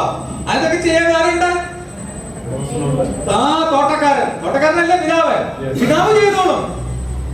അപ്പോൾ നമ്മളവിടെ അടങ്ങിയിരുന്നാൽ, നമ്മളെ ആശ്രയിച്ചിരുന്നാൽ, ഈ യേശുവിനോട് ചേർന്നിരുന്നാൽ, ഈ പിതാവായ ദൈവത്തോട് വിധേയപ്പെട്ടിരുന്നാൽ എന്ത് ചെയ്യും? നമ്മൾ വളരേണ്ടത്, നമ്മളെ വളർത്തുന്നത്, നമുക്ക് വേണ്ട ഫലം തരുന്നതൊക്കെ ആരാ? ഇതുണ്ടാക്കി തരുന്ന ആരാ? ദൈവമാ. അപ്പോൾ നമ്മൾ ആശ്രയിക്കുന്നതും വിശ്രമിക്കുന്നതിനുമാണ് പ്രാധാന്യം നമ്മൾ മനസ്സിലാക്കണം. ആരിൽ ആശ്രയിക്കണം? ആരിൽ വിശ്രമിക്കണം? ദൈവത്തിൽ വിശ്രമിക്കണം. പക്ഷെ നമ്മൾ അടങ്ങിയിരിക്കുകയല്ല. നമ്മളങ്ങ് ചാടി പല കാര്യങ്ങളും ചെയ്യാൻ പുറപ്പെടുക. നമ്മൾ ചാടി പല കാര്യങ്ങളും ചെയ്യാൻ പുറപ്പെടുന്നത് കൊണ്ട് ദൈവത്തിന് നമ്മളെ കൊണ്ട് ഒരു കാര്യം ചെയ്യിപ്പിക്കാനും അതാ പറ്റുന്ന മനുഷ്യന് പറ്റുന്ന ദുര്യോഗം എന്ന് പറയുന്നത് അതാ. മനുഷ്യന് പറ്റുന്ന ദുര്യോഗം എന്ന് പറയുന്നത് അതാ. അതുകൊണ്ട് നമ്മൾ എന്ത് ചെയ്യാം? ഈ ദൈവത്തിൽ തന്നെ എന്ത് ചെയ്യാം? നമ്മൾ ആശ്രയിച്ച് നമ്മളൊരു ശാഖയാണെന്ന് നമ്മുടെ സ്ഥാനം മനസ്സിലാക്കി നമ്മളൊരു ഉപകരണം മാത്രം അല്ലേ? നമ്മളൊരു കാരണം നമ്മളെ കൊണ്ട് പ്രവർത്തിപ്പിക്കുന്ന ആരോ ഉപകരണം പറയുന്നത് എന്താ? ഒരു സാധനം മാത്രം. ഒരു സ്ക്രൂ ഡ്രൈവറെ അല്ലെ ഒരു സ്പാനർ എന്ന് വിചാരിക്കുക, ഒരു നല്ലൊരു പ്ലംബർ എന്ന് വിചാരിക്കുക. നമ്മുടെ വീട്ടിൽ ഒരു പൈപ്പിന്റെ ഒരു പ്രശ്നം ഉണ്ടായി, വെള്ളം ലീക്ക് ആകുന്നു, അവിടെ കൊണ്ടുവന്ന് കട്ട് ചെയ്ത് പുതിയ നല്ല പൈപ്പ് ഇട്ട് സ്പാനറും സ്ക്രൂ ഡ്രൈവറും ഒക്കെ ഉപയോഗിച്ചല്ല ഫിറ്റ് ചെയ്തിട്ട് പ്ലംബറൊക്കെ പോയി. നമ്മൾ പറയുമോ എത്ര നല്ല സ്ക്രൂ ഡ്രൈവർ ഇവിടെ വന്ന് പണി ചെയ്തതെന്ന് പറയുമോ? സ്ക്രൂ ഡ്രൈവർ ഇല്ലെങ്കിൽ ആരും പണി ചെയ്തില്ല, പ്ലംബർ പണി ചെയ്തില്ല. സ്പാനർ ഇല്ലെങ്കിൽ എന്ത് ചെയ്തില്ല, പുള്ളിയുടെ പണി നല്ല മേന്മയാകണമെന്നില്ല. പക്ഷെ ഈ നല്ല രീതിയിൽ ഇതാൻ പോയി കഴിഞ്ഞാൽ നമ്മൾ നല്ല ആളാണ്, നമ്മൾ എന്ത് ചെയ്യും? നമുക്ക് അവരെ പറ്റി അങ്ങനെ അല്ല, നല്ല രീതിയിൽ പ്രവർത്തിക്കും, നമുക്ക് സന്തോഷം. കാരണം ലീക്കം തീർന്നു, നല്ല വൃത്തിയായിട്ട് ചെയ്യുകയും ചെയ്തു, വേറെ പ്രശ്നങ്ങളൊന്നുമില്ല എന്ന് നമ്മൾ പറയും. നമ്മൾ പോയി കഴിയുമ്പോൾ പറയും ഉണ്ടോ നല്ലൊരു സ്ക്രൂ ഡ്രൈവർ വന്ന് ഇവിടെ ഈ പണിയെല്ലാം ചെയ്തത് എന്ന് പറയുമോ? പിന്നെ ആരാ ചെയ്തത്? പ്ലംബറാ ചെയ്തത്. എന്ന് പറഞ്ഞാൽ ഈ പ്ലംബർ എന്ന് പറയുന്നത് നമ്മുടെ ദൈവം തോട്ടക്കാരനാ. ഈ പ്ലംബറാണ് ഇതെല്ലാം ചെയ്യിക്കുന്നത്. നമ്മൾ ആരാണ് പറയുന്നത്? ഒരു സ്ക്രൂ ഡ്രൈവർ മാത്രമേ ഇതേ ഉള്ളൂ. നമ്മളെ എടുത്തെന്ത് ചെയ്യാ? സ്ക്രൂ ഡ്രൈവർ തന്നെ വിചാരിക്കും ഞാൻ കുറെ കാര്യങ്ങൾ ചെയ്യാമെന്ന് പറഞ്ഞാൽ പോയി കഴിഞ്ഞാൽ നമ്മുടെ പണി എന്താവും? എല്ലാം പാളി പോകുന്നു. അതിന് ദൈവസന്നിധിയിൽ ഒരു വിലയും കാണത്തില്ല എന്ന് നമ്മൾ എന്ത് ചെയ്യുക? നമ്മൾ മനസ്സിലാക്കുക. നമ്മൾ അവനിൽ ആശ്രയിക്കുന്നതും അവനിൽ വിശ്രമിക്കുന്നതുമാണ് നമ്മുടെ ബലം, നമ്മുടെ ശക്തി. അതാ കണ്ടോ ഈ പരിശുദ്ധാത്മാവിൽ കൂടി ദൈവം നമ്മളെ പറ്റി ചെയ്തെടുക്കുന്ന കാര്യങ്ങൾ. കാരണം അതാ പറഞ്ഞിരിക്കുന്നത്. ഫിലിപ്പിയ ലേഖനത്തിൽ പറയുന്നുണ്ട്, ഇച്ഛിക്കുക എന്നതും പ്രവർത്തിക്കുന്ന എന്നതും ദൈവമല്ലോ തിരുവുള്ളമുണ്ടായി നിങ്ങളിൽ നിവർത്തിക്കുന്ന. കാരണം ഇത് എന്ത് പ്രവർത്തിക്കണമെന്നുള്ളത് ആഗ്രഹം തരുന്നതും നമ്മളെ കൊണ്ട് പ്രവർത്തിപ്പിക്കുന്നതും ആരാ? ഇച്ഛിക്കുക എന്നതും ഫിലിപ്പിയ 2:13 എടുക്കാൻ പോകണ്ട. ഫിലിപ്പിയ 2:13 ഇച്ഛിക്കുക എന്നതും പ്രവർത്തിക്കുക എന്നതും നിങ്ങളിൽ ദൈവമല്ലോ തിരുവള്ളം ഉണ്ടായിട്ട് പ്രവർത്തിപ്പിക്കുന്നു. കണ്ടോ, നമ്മളെ കൊണ്ട് ഈ കാര്യങ്ങളെല്ലാം ചെയ്യിപ്പിക്കുന്ന ആരാണ് പറയുന്നത്? ഇതെല്ലാം ദൈവമാണ് നമ്മളെ കൊണ്ട് ചെയ്യുന്നത്. നമുക്ക് ആഗ്രഹം തരുന്നത്. കാരണം നമ്മൾ അതിൽ വസിക്കുമ്പോൾ ദൈവത്തിന്റെ ആഗ്രഹം, ദൈവത്തിന്റെ ഇഷ്ടം എന്റെ ഇഷ്ടം എന്റെ ആഗ്രഹമായിട്ട് മാറുന്നു. എന്റെ ആഗ്രഹം, ആ ആഗ്രഹത്തിൽ നിന്ന്, അത് എന്റെ ഇച്ഛ എന്ന് പറയുന്നത്. ഇച്ഛിക്കുക എന്നതും ആ ഇച്ഛയിൽ നിന്ന് എന്തുണ്ടാകുന്നത്? നമ്മുടെ പ്രവർത്തനം അല്ലേ? നമ്മുടെ ആഗ്രഹത്തിൽ നിന്നാണ് പിന്നെ പ്രവർത്തനം ഉണ്ടാകുന്നത്. എന്റെ ആഗ്രഹം ആരുടെ ആഗ്രഹമായി? ദൈവത്തിന്റെ ആഗ്രഹമായി. അപ്പൊ രണ്ടും ഒന്നായി, അത് വ്യത്യാസമില്ല. ആ പ്രവർത്തനത്തിലേക്ക് കൊണ്ടുവരുന്നതെല്ലാം ആരാന്നാ പറയുന്നത്? ദൈവം നമ്മളെ കൊണ്ട് ചെയ്തെടുപ്പിക്കുന്നത്. ഹല്ലേലൂയ. പറയുന്നില്ല, പിടികിടുന്നുണ്ടോ? ഇതാ ഈ ലേഖനം നമ്മള് പ്രത്യേകിച്ച് പൗലോസിന്റെ ലേഖനങ്ങൾ, നമ്മൾ പുതിയ നിയമത്തിലെ ലേഖനങ്ങൾ മിക്കതും, പ്രത്യേകിച്ച് പൗലോസിന്റെ ലേഖനങ്ങൾ നമ്മൾ വായിക്കുമ്പോൾ അതിൽ ആയിരക്കണക്കിന് പ്രാവശ്യമാണ് ക്രിസ്തുവിൽ, അവനിൽ, ക്രിസ്തുവേശുവിൽ എന്ന് പറഞ്ഞിരിക്കുന്നത്. കാരണം നമ്മളെ എവിടെ ആക്കിയിരിക്കുക? ക്രിസ്തുവിലാക്കിയിരിക്കുക, അവനിൽ വസിക്കുക. ഇത് തന്നെ, അത് തന്നെ അർത്ഥം. നിങ്ങളെ എന്താക്കിയിരിക്കുക? യേശു ക്രിസ്തുവിലാക്കാന്ന് പറഞ്ഞാൽ എന്താ? പേന ഇരിക്കുന്നത് കണ്ട, അത് കണ്ടോ? ആ പാത്രം കണ്ടോ? അതിന്റെ അകത്ത് എന്ത് കിടക്കുക? പേന കിടക്കുക. പേന പേജിന്റെ അകത്താ, ആ പാത്രത്തിന്റെ ഉള്ളിലാ എന്ന് പറഞ്ഞതുപോലെ പേനകളുണ്ട്. അതിപ്പോ പേനയാ. പെന മാത്രം എടുക്കുമ്പോൾ തന്നെ യേശു ക്രിസ്തുവിൽ എന്നെ എവിടെ ആക്കിയിരിക്കുക? യേശു ക്രിസ്തുവിലാക്കിയിരിക്കുക. നമ്മളെ എവിടെ ആക്കിയിരിക്കുക? യേശു ക്രിസ്തുവിലാക്കിയിരിക്കുക. ഇപ്പം ഞാനല്ല, എന്നെ യേശു ക്രിസ്തുവിൽ എന്നെ യേശു ക്രിസ്തുവിന്റെ ഉള്ളിലാക്കിയെങ്കിൽ ആരാ പ്രവർത്തിക്കുന്നത്? ക്രിസ്തുവല്ലേ എന്നിൽ പ്രവർത്തിക്കേണ്ടത്. എന്നിൽ വരേണ്ട കാര്യങ്ങൾ, എന്നെ കൊണ്ട് ചെയ്തെടുക്കേണ്ട കാര്യങ്ങൾ ആരാ ചെയ്യിക്കേണ്ടത്? ക്രിസ്തുവാണ് എന്നെ കൊണ്ട്. അതുകൊണ്ട് ലേഖനാർത്ഥങ്ങൾ ആയിരക്കണക്കിന് പ്രാവശ്യം വേദപുസ്തകത്തിൽ പറഞ്ഞിരിക്കുക. പുതിയ നിയമത്തിൽ ലേഖനങ്ങളിൽ പറഞ്ഞിരിക്കുക, നിങ്ങളെ ക്രിസ്തുവിലാക്കിയിരിക്കുക. എഫേസ്യ ലേഖനത്തിൽ മാത്രം അത് സഭയും വിശ്വാസിയും ക്രിസ്തുവും തമ്മിലുള്ള ബന്ധത്തെ കാണിക്കുന്ന ഒരു പ്രധാനപ്പെട്ട ലേഖനം എഫേസ്യ ലേഖനം. അതിനകത്ത് 35 പ്രാവശ്യം ഇത് തന്നെ ആവർത്തിച്ചിട്ടുണ്ട്. നോക്കി, അതിന്റെ തുടങ്ങുന്നത് തന്നെ എഫേസ്യ ലേഖനം മാത്രം ഒന്ന് എടുക്കട്ടെ. അതിന്റെ തുടർന്ന് 2-3 ലേഖനം പെട്ടെന്ന് ആ വാക്യം കാണിക്കാൻ വേണ്ടി നമുക്ക് നോക്കാം. എഫേസ്യ ലേഖനം 1-ാം അധ്യായം അതിന്റെ 1-ാം വാക്യത്തിൽ പറയാ, അപ്പോസ്തലനായ പൗലോസോട് പറയാ, ദൈവേഷ്ടത്താൽ അപ്പോസ്തലനായ പൗലോസ് ലേഖനം തുടങ്ങിയ കേട്ടോ. ആ തുടങ്ങുന്ന സമയത്ത് തന്നെ പറയാണ്, വിശുദ്ധന്മാരും ക്രിസ്തുവേശുവിൽ എഫെസോസിലുള്ള വിശുദ്ധന്മാരും ക്രിസ്തുവേശുവിൽ ക്രിസ്തുവേശുവിൽ അവിടെ പറഞ്ഞിരിക്കുന്നത് എന്താ? ക്രിസ്തുവേശുവിലുള്ള വിശ്വാസികൾക്ക്. ഇതുപോലെ 35 പ്രാവശ്യം അവിടെ പറഞ്ഞിട്ടുണ്ട്. അവർ പറയാണ് അവനിൽ എന്ത് ചെയ്യുന്നു? നമ്മൾ നോക്കിയേ, അതിന്റെ 3-ാം വാക്യത്തിൽ പറയാണ്, നമ്മെ ക്രിസ്തുവിൽ അനുഗ്രഹിച്ചിരിക്കുന്നു. പിന്നെ അതിന്റെ 7-ാം വാക്യത്തിൽ പറയാം, അവനിൽ നമുക്ക് അവന്റെ രക്തത്താൽ അതിക്രമങ്ങളുടെ മോചനമെന്ന വീണ്ടെടുപ്പുണ്ട്. 9-ാം വാക്യത്തിൽ പറയുന്നു, അവനിൽ താൻ മുൻ നിർണയിച്ച തന്റെ പ്രസാദത്തിന് തക്കവണ്ണം. 12-ാം വാക്യത്തിൽ പറയുന്നു, ക്രിസ്തുവിൽ ആശവച്ചവരായ ഞങ്ങൾ ക്രിസ്തുവിൽ. 13-ാം വാക്യത്തിൽ പറയുന്നു, അവനിൽ നിങ്ങൾക്കും നിങ്ങളുടെ രക്ഷയെ കുറിച്ചുള്ള ആ സുവിശേഷം എന്ന സത്യവചനം കണ്ടോ. പിന്നെ അതിന്റെ അവരിൽ വിശ്വസിക്കുകയും ചെയ്തിട്ട്. ഇങ്ങനെ നിങ്ങൾ ആ താഴോട്ട് വായിച്ചു നോക്കിയാൽ ഇത് മാത്രമേ തന്നുള്ളൂ. ആക്കി 35 പ്രാവശ്യം അവിടെ പറഞ്ഞിട്ടുണ്ട്. എഫേസ്യ ലേഖനത്തിൽ മാത്രം നമ്മളെ പറ്റി പറഞ്ഞിരിക്കുക, നിങ്ങളെ എവിടെ ആക്കിയിരിക്കുക? നിങ്ങളെ ക്രിസ്തുവിൽ ആക്കിയിരിക്കുകയാണെന്ന് നമ്മൾ അതോടെ വീണ്ടും വീണ്ടും അവിടെ ആവർത്തിക്കുന്നത് നമുക്ക് കാണാൻ സാധിക്കും. പിന്നെ ഫിലിപ്പിയ ലേഖനം അത് നോക്കിയേ. ഫിലിപ്പിയ ലേഖനം 1-ാം അധ്യായം നോക്കിയേ. ഫിലിപ്പിയ ലേഖനം ആ പുസ്തകം കൂടെ എടുത്ത് നോക്കേ. പുസ്തകം എടുത്ത് ആരുടെ ഇവിടെ മാറ്റി വെച്ചിരുന്നു ഉറങ്ങുന്നുണ്ടല്ലോ. ഒരു പുസ്തകം അവിടെ ഇരിപ്പെട്ട ആള് വേറെ ഭയങ്കര ഉറപ്പാണ്. അപ്പോൾ ഫിലിപ്പിയ ലേഖനം ക്രിസ്തുവേശുവിന്റെ ദാസന്മാരായ പൗലോസും തിമോത്തിയോസും ഫിലിപ്പിയിൽ ക്രിസ്തുയേശുവിലുള്ള സകല വിശുദ്ധന്മാർക്കും. അധ്യായം. ഇനി രണ്ടാമത് എത്ര അധ്യായമുണ്ട്? ഫിലിപ്പിലെ എത്ര അധ്യായമുണ്ട്? 4 അധ്യായം. രണ്ടാമത്തെ അധ്യായമാണ് തുടങ്ങുന്നത്. ഓരോ അധ്യായത്തിൽ തന്നെയാണ് തുടങ്ങുന്നത്, നമുക്ക് കാണാൻ സാധിക്കും. രണ്ടാം അധ്യായം ക്രിസ്തുവിൽ വല്ല പ്രബോധനം ഉണ്ടെങ്കിൽ. മൂന്നാം അധ്യായം തുടങ്ങുന്നത് ഒടുവിൽ എന്റെ സഹോദരന്മാരെ കർത്താവിൽ സന്തോഷിപ്പിൻ. കർത്താവിൽ സന്തോഷിപ്പിൻ. ഇതെല്ലാം എവിടാ? കർത്താവിൽ, അവനിൽ, ക്രിസ്തുയേശുവിൽ. ഇത് ക്രിസ്തുയേശുവിനെ വിട്ടുപരിഞ്ഞ് പുതിയ നിയമ ലേഖനകർത്താക്കൾക്ക് ഒരു കാര്യവും പറയാനില്ലെന്നുള്ളതാണ്. കാരണം അതുപോലെ പ്രാധാന്യം എന്തിനു കൊടുത്തിരിക്കുന്നു? നമ്മളെ ക്രിസ്തുയേശുവിൽ ദൈവം ആക്കിയതിന്റെ പ്രാധാന്യം എടുത്തു കാണിക്കുവാൻ അവരെ ഉപയോഗിക്കുന്നുണ്ട്. 4-ാം അധ്യായത്തിന്റെ 1-ാം വാക്യം. അതുകൊണ്ട് എന്റെ പ്രിയരും വാഞ്ചിതരുമായ സഹോദരന്മാരെ, എന്റെ സന്തോഷവും കിരീടവുമായുള്ളവരെ, ഇങ്ങനെ കർത്താവിൽ നിലനിൽപ്പിൻ. കർത്താവിൽ നിലനിൽപ്പിൻ. കണ്ടോ, ഈ അധ്യായങ്ങൾ മുഴുവൻ തുടങ്ങുന്നത്, ഫിലിപ്പിയ ലേഖനത്തിന്റെ ഓരോ അധ്യായം തുടങ്ങുന്നത് ക്രിസ്തുയേശുവിൽ, കർത്താവിൽ എന്ന് പറഞ്ഞാണ് ഓരോ അധ്യായം തുടങ്ങുന്നത് നമുക്ക് മനസ്സിലാക്കാൻ സാധിക്കും. കൊലോസ്യ ലേഖനം നോക്കിയേ, അത് തുടങ്ങുന്നത് എങ്ങനെയാണെന്ന് നോക്കിയേ. കൊലോസ്യ ലേഖനം ദൈവേഷ്ടത്താൽ ക്രിസ്തുയേശുവിന്റെ അപ്പോസ്തലനായ പൗലോസും സഹോദരനായ തിമോത്തിയോസും കൊലോസ്യയിലുള്ള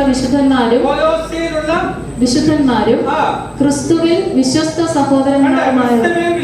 സഹോദരന്മാരുമായവർക്ക് എഴുതുന്നത്. കണ്ടോ, കൊലോസ്യ ലേഖനം തുടങ്ങുന്നത് തെസ്സലോനിക്ക ലേഖനം 2 ലേഖനം തുടങ്ങുന്നത് അങ്ങനെ. ക്രിസ്തുയേശുവിൽ വിശ്വസ്ത സഹോദരന്മാർക്ക്, വിശുദ്ധന്മാർക്ക് ഞാൻ എഴുതുന്നുണ്ട്. കണ്ടോ, അപ്പോൾ ഈ ലേഖനകർത്താക്കളെല്ലാം ഇത് ഉച്ചസ്ഥായി ഘോഷിച്ചുകൊണ്ടിരിക്കുകയാണ്. ഏതാ? നിങ്ങളെ ക്രിസ്തുയേശുവിനുള്ളിൽ ആക്കി. ഇതിനാ ലേഖനം എടുത്ത് വായിക്കുന്നത് പറയുന്നത്. ഇതെല്ലാം ആക്കി. ഞാൻ പറഞ്ഞ ഇല്ലെന്റെ ലെറ്ററൊക്കെ ഓർക്കുന്നുണ്ടോ? സുഖമാണ്, വിശ്വസിക്കുന്നു, അത് മാത്രം വായിക്കുന്നത്. അവള് തൃപ്തി അടഞ്ഞിരിക്കുകയല്ല എല്ലാ ആയുധം പറഞ്ഞ് ആണോ? അതാണ് ലെറ്ററിന്റെ കണ്ടന്റ്. ലെറ്ററിന്റെ ഉള്ളടക്കം എന്ന് പറയുന്നത് എന്താ? അതിനകത്ത് സംഭവങ്ങൾ മുഴുവൻ കിടക്കുന്നത്. ഈ വന്നുകൊണ്ട് ലേഖനം എടുക്കുമ്പോ അതിന് അവിടുന്ന് ഒഴിവാക്കരുത്, ഇവിടുന്ന് ഒഴിവാക്കരുത്. നമ്മള് തൃപ്തനായെന്ന് പറഞ്ഞിരിക്കരുത്. ഓരോ ലേഖനവും ഓരോ ലെറ്ററായിട്ട്. ലേഖനങ്ങൾ ഇത് ലെറ്ററാ, ഇത് എഴുത്തുകളാ, റൈറ്റിംഗാ. പൗലോസിന്റെ അല്ല യോഹന്നാന്റെ റൈറ്റിംഗ് ആർക്ക് വേണ്ടിയുള്ളത്? സഭയ്ക്ക് വേണ്ടിയുള്ള ലെറ്റർ ആണെന്നുള്ളത്. കണ്ടോ, അത് നമ്മൾ എടുത്ത് ഇരുന്ന് വായിക്കണം. എന്നാലല്ലേ നമുക്ക് പൗലോസ് ഉദ്ദേശിക്കുന്നത്, ദൈവം പൗലോസിൽ കൂടി എന്താണ് പറയാൻ ഉദ്ദേശിക്കുന്നത് അത് നമുക്ക് മനസ്സിലാകണമെന്നുണ്ടെങ്കിൽ എന്ത് ചെയ്യണം? ഇത് ആർക്ക് വേണ്ടിയുള്ളതാ? പുതിയ നിയമ വിശ്വാസികൾക്ക്, സഭയ്ക്ക് വേണ്ടിയുള്ളതാണ്. ഇത് നമ്മൾ ഇന്ന് എടുക്കാതെ നമ്മൾ ഇതിലേക്കാണ് കറങ്ങി നടക്കുന്നത്. അവിടെ നിങ്ങൾ ഒന്ന് നോക്കിയാൽ മതി. വേണ്ട, ടിവിയിലെ പൗരഷ്ടം പോലുള്ള ചാനലുകൾ എടുത്ത് നോക്കിയാൽ മതി. ഇവരെവിടെ കിടക്കുന്നതെന്ന് നമുക്ക് മനസ്സിലാക്കാൻ സാധിക്കും.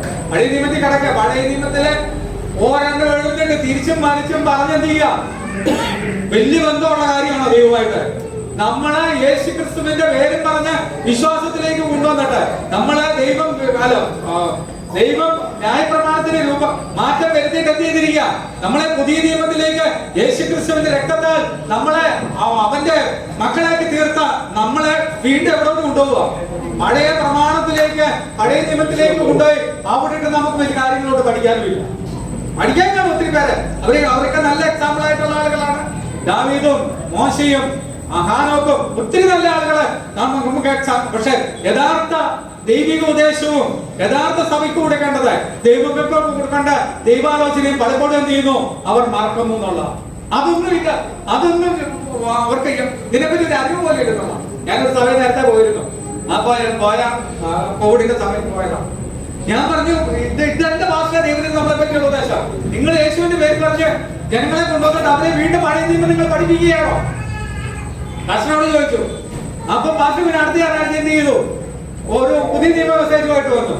അത് കേട്ടപ്പോൾ തന്നെ കരയണോ, എനിക്ക് സങ്കടമാണോ, എനിക്കറിയാം, എനിക്ക് പുതിയ നിയമം അറിയാമെന്ന് പറഞ്ഞ ആ മെസ്സേജുമായിട്ടാണ് വരുന്നത്. ഞാൻ നോക്കിയിട്ട് ഇതുമായിട്ട് ഒരു പുതിയ നിയമത്തിന്റെ ഒരു ബന്ധമില്ലാത്ത ഒരു മെസ്സേജ്. പറയേണ്ടതിന്റെ പേര് പറഞ്ഞു എന്ന് മാത്രമേ ഉള്ളൂ. പിന്നെ പുള്ളി 3-4 പ്രാവശ്യം തുടർമാനം അങ്ങനെ അതോ പുതിയ നിയമത്തിൽ തന്നെ പുള്ളി റിപ്പീറ്റ് ചെയ്ത് എന്നെ പ്രസാദിപ്പിക്കാനാണോ എന്ന് എനിക്കറിയാൻ പാടില്ല. പുള്ളി അത് ചെയ്തു. പക്ഷെ ഒന്നും ഈ പറഞ്ഞ രീതിയിൽ ഇതിനകത്തുള്ള കാര്യങ്ങള് പറഞ്ഞില്ല. ദൈവം പറയുന്നത് മാത്രം നമ്മൾ ജനത്തിന് കൊടുക്കുക. ദൈവം നമ്മളോട് സംസാരിക്കുന്നത് മാത്രം, നമുക്ക് ബോധ്യം തരുന്നത് മാത്രം. ദൈവത്തിന് ജനത്തിന് കൊടുക്കുക. അത് നമ്മൾ എപ്പോഴും നമ്മൾ ചിന്തിക്കണം. പറഞ്ഞതിന്റെ പേര് അത് ഇവർക്ക് അറിയുന്നില്ല. ഞാൻ തന്നെ പാസ്റ്ററിനോട് പറഞ്ഞു, പാസ്റ്റർ നിങ്ങൾ പഠിച്ച ബൈബിൾ കോളേജ് ആ തരത്തിലുള്ള ബൈബിൾ കോളേജാ, അത് പാസ്റ്ററിന്റെ കുറ്റമല്ല. ഇതുപോലുള്ള എല്ലാം ഒരുമാതിരി ബൈബിൾ കോളേജുകളെല്ലാം ഈ ഒരു അവസ്ഥയെ കിടക്കാം. കാരണം അവർക്ക് ഈ പുതിയ നിയമത്തിന്റെ പഠനം അറിയുന്നില്ല. ദൈവവചനം ഏറ്റവും അത്യാവശ്യം പുതിയ നിയമ വിശ്വാസികൾക്ക് വേണ്ടതാ. പുതിയ നിയമമാണ്. പുതിയ നിയമത്തിൽ ലേഖനങ്ങൾ എഴുതിയിരിക്കുന്ന ആർക്ക് വേണ്ടി? വേറെ അന്നത്തെ ഗലാത്യ സഭകൾക്കും കൊരിന്ത്യ സഭകൾക്കും അന്ന് എഴുതിയെങ്കിൽ അത് ഇന്നത്തെ സഭകൾക്കും പ്രയോജനമുള്ളതാ. അവർക്കത് വേണം.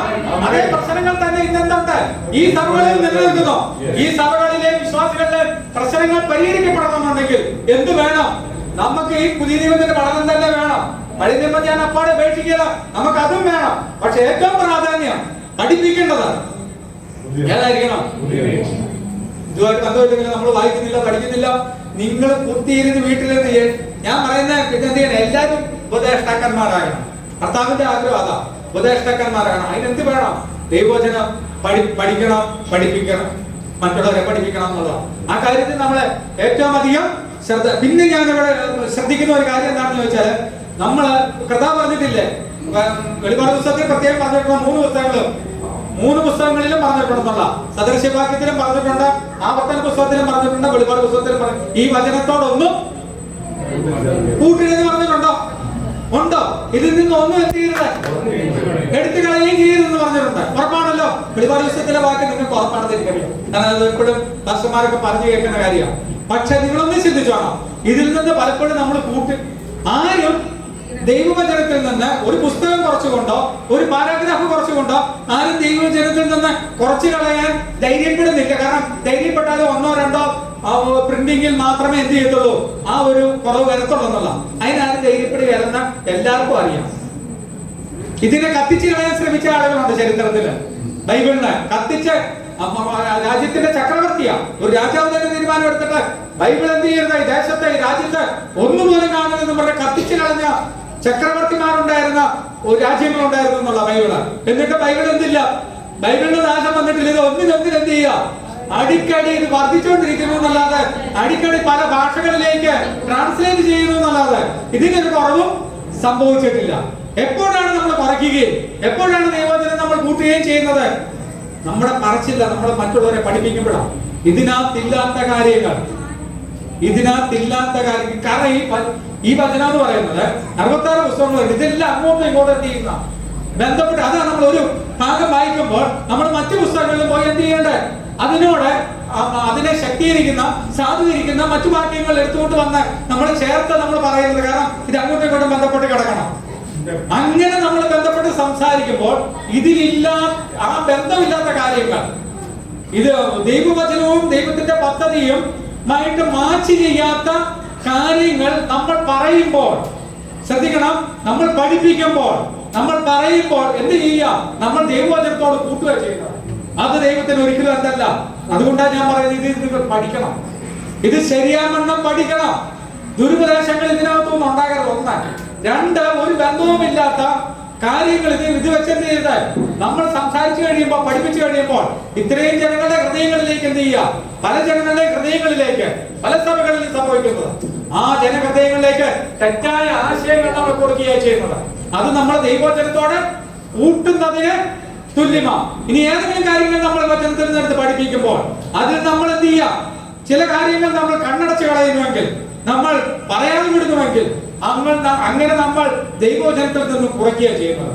അങ്ങനെയുള്ള കാര്യങ്ങൾ വരാതിരിക്കണം. നമുക്ക് ദൈവവചനം യഥാമണ്ണം ശ്രദ്ധയോടെ ശുഷ്കാന്തിയോടെ ഇതൊരു വർക്ക്ഷോപ്പാ. സഭയിൽ പറയുന്നത് ഒരു വർക്ക്ഷോപ്പ്, ഒരു സ്കൂളാണെന്ന് ഞാൻ പറഞ്ഞു. ഇത് നമ്മൾ ദിനപ്രതി പഠിച്ചെങ്കിലേ പറ്റുള്ളൂ, തെറ്റുകൂടാതെ. കാരണം ദൈവത്തിന് എന്ത് ചെയ്യാൻ പറ്റും? ഞാൻ ഇവിടെ നിന്ന് തോന്നിയാസം വിളിച്ചു പറഞ്ഞാൽ ദൈവത്തിന്റെ എന്ത് സഡൻ ആക്ഷൻ ഒന്നും എടുക്കുക. അനന്യ സഫീറയ്ക്ക് പറ്റി എന്തായിരുന്നു? അവര് വ്യാജം കാണിച്ച സഭയിൽ വ്യാജം കാണിച്ച അന്നേരം തന്നെ എന്ത് ചെയ്തു? പട്ടാമ്പിയെ കൊണ്ടു കളഞ്ഞു. കാരണം അങ്ങനെ സഡൻ ആക്ഷൻ എടുക്കുന്ന സമയങ്ങളും സന്ദർഭങ്ങളും എവിടെ ഉണ്ടായിരുന്നു? പുതിയ നിയമ കാലഘട്ടത്തിൽ പുതിയ നിയമ സഭയിൽ ആ സഭ തുടങ്ങി കുറച്ചാളും കൊണ്ട് വന്നു കഴിഞ്ഞ ഉടനെയാ ഇങ്ങനെയുള്ള സംഭവങ്ങൾ ദൈവം സഡനായിട്ട് എടുക്കുമായിരുന്നു. പക്ഷെ പലപ്പോഴും എന്ത് ചെയ്യുന്നില്ല, ദൈവം അങ്ങനെ സഡൻ ആക്ഷൻ എടുക്കുന്നില്ല. ഇതെല്ലാം ദൈവം എന്ത് ചെയ്യും? നോട്ട് ചെയ്ത് വെച്ചിരിക്കുക. നോട്ട് ചെയ്ത് വെച്ചിട്ട് ദൈവത്തിന്റെ സന്നിധിയിൽ നാം ഒരു നാൾ നിൽക്കുന്നു കഴിയുമ്പോൾ ക്രിസ്തുവിന്റെ ന്യായാസനത്തിന് മുമ്പാകെ പ്രതിഫലങ്ങൾക്ക് വേണ്ടി നാം അവിടെ നിന്ന് കഴിയുമ്പോൾ അവിടെ നമ്മുടെ പ്രതിഫലങ്ങൾ മുഴുവൻ തട്ടിക്കളയും. കാരണം ദൈവത്തിന് ഒരു തരത്തിലും ഈ സ്റ്റേജിൽ നിൽക്കുന്ന എന്നെ കയറി നിയന്ത്രിക്കാൻ പറ്റത്തില്ല. അത് ഞാൻ പറയേണ്ട കാര്യം, ഞാൻ നിങ്ങളെ പഠിപ്പിക്കേണ്ട കാര്യം, ഞാൻ ദൈവവുമായിട്ടുള്ള ബന്ധത്തിലിരുന്ന് ആലോചിച്ച് ധ്യാനിച്ച് എടുത്തോണ്ട് വന്നേ എനിക്ക് പറയാൻ പറ്റുള്ളൂ. തെറ്റില്ല എന്നുള്ള പൂർണ്ണ ബോധ്യത്തിൽ എനിക്ക് പറയാൻ പറ്റുള്ളൂ. നമ്മൾ ഓരോരുത്തരും ആ രീതിയിൽ വേണം ദൈവവചനം കൈകാര്യം ചെയ്യാൻ. നമ്മൾ എന്തും വിളിച്ചു, ഞാൻ പറഞ്ഞില്ലേ, പല കാര്യങ്ങളും നമ്മൾ ചെയ്തിട്ട് അതെല്ലാം മുഴുവൻ ഈ കത്തി ചാമ്പലായി പുല്ല് പോലെ കച്ചി പോലെ തീക്കാത്തിട്ട് വെന്തു പോവുകയാണെങ്കിൽ അതിനെന്തില്ല, ഒരു പ്രതിഫലവും പ്രാപിക്കാൻ നമുക്ക് സാധിക്കത്തില്ലെന്നുള്ള. എന്നാൽ നമ്മൾ പ്രതിഫലം സ്ഥാപിക്കണം.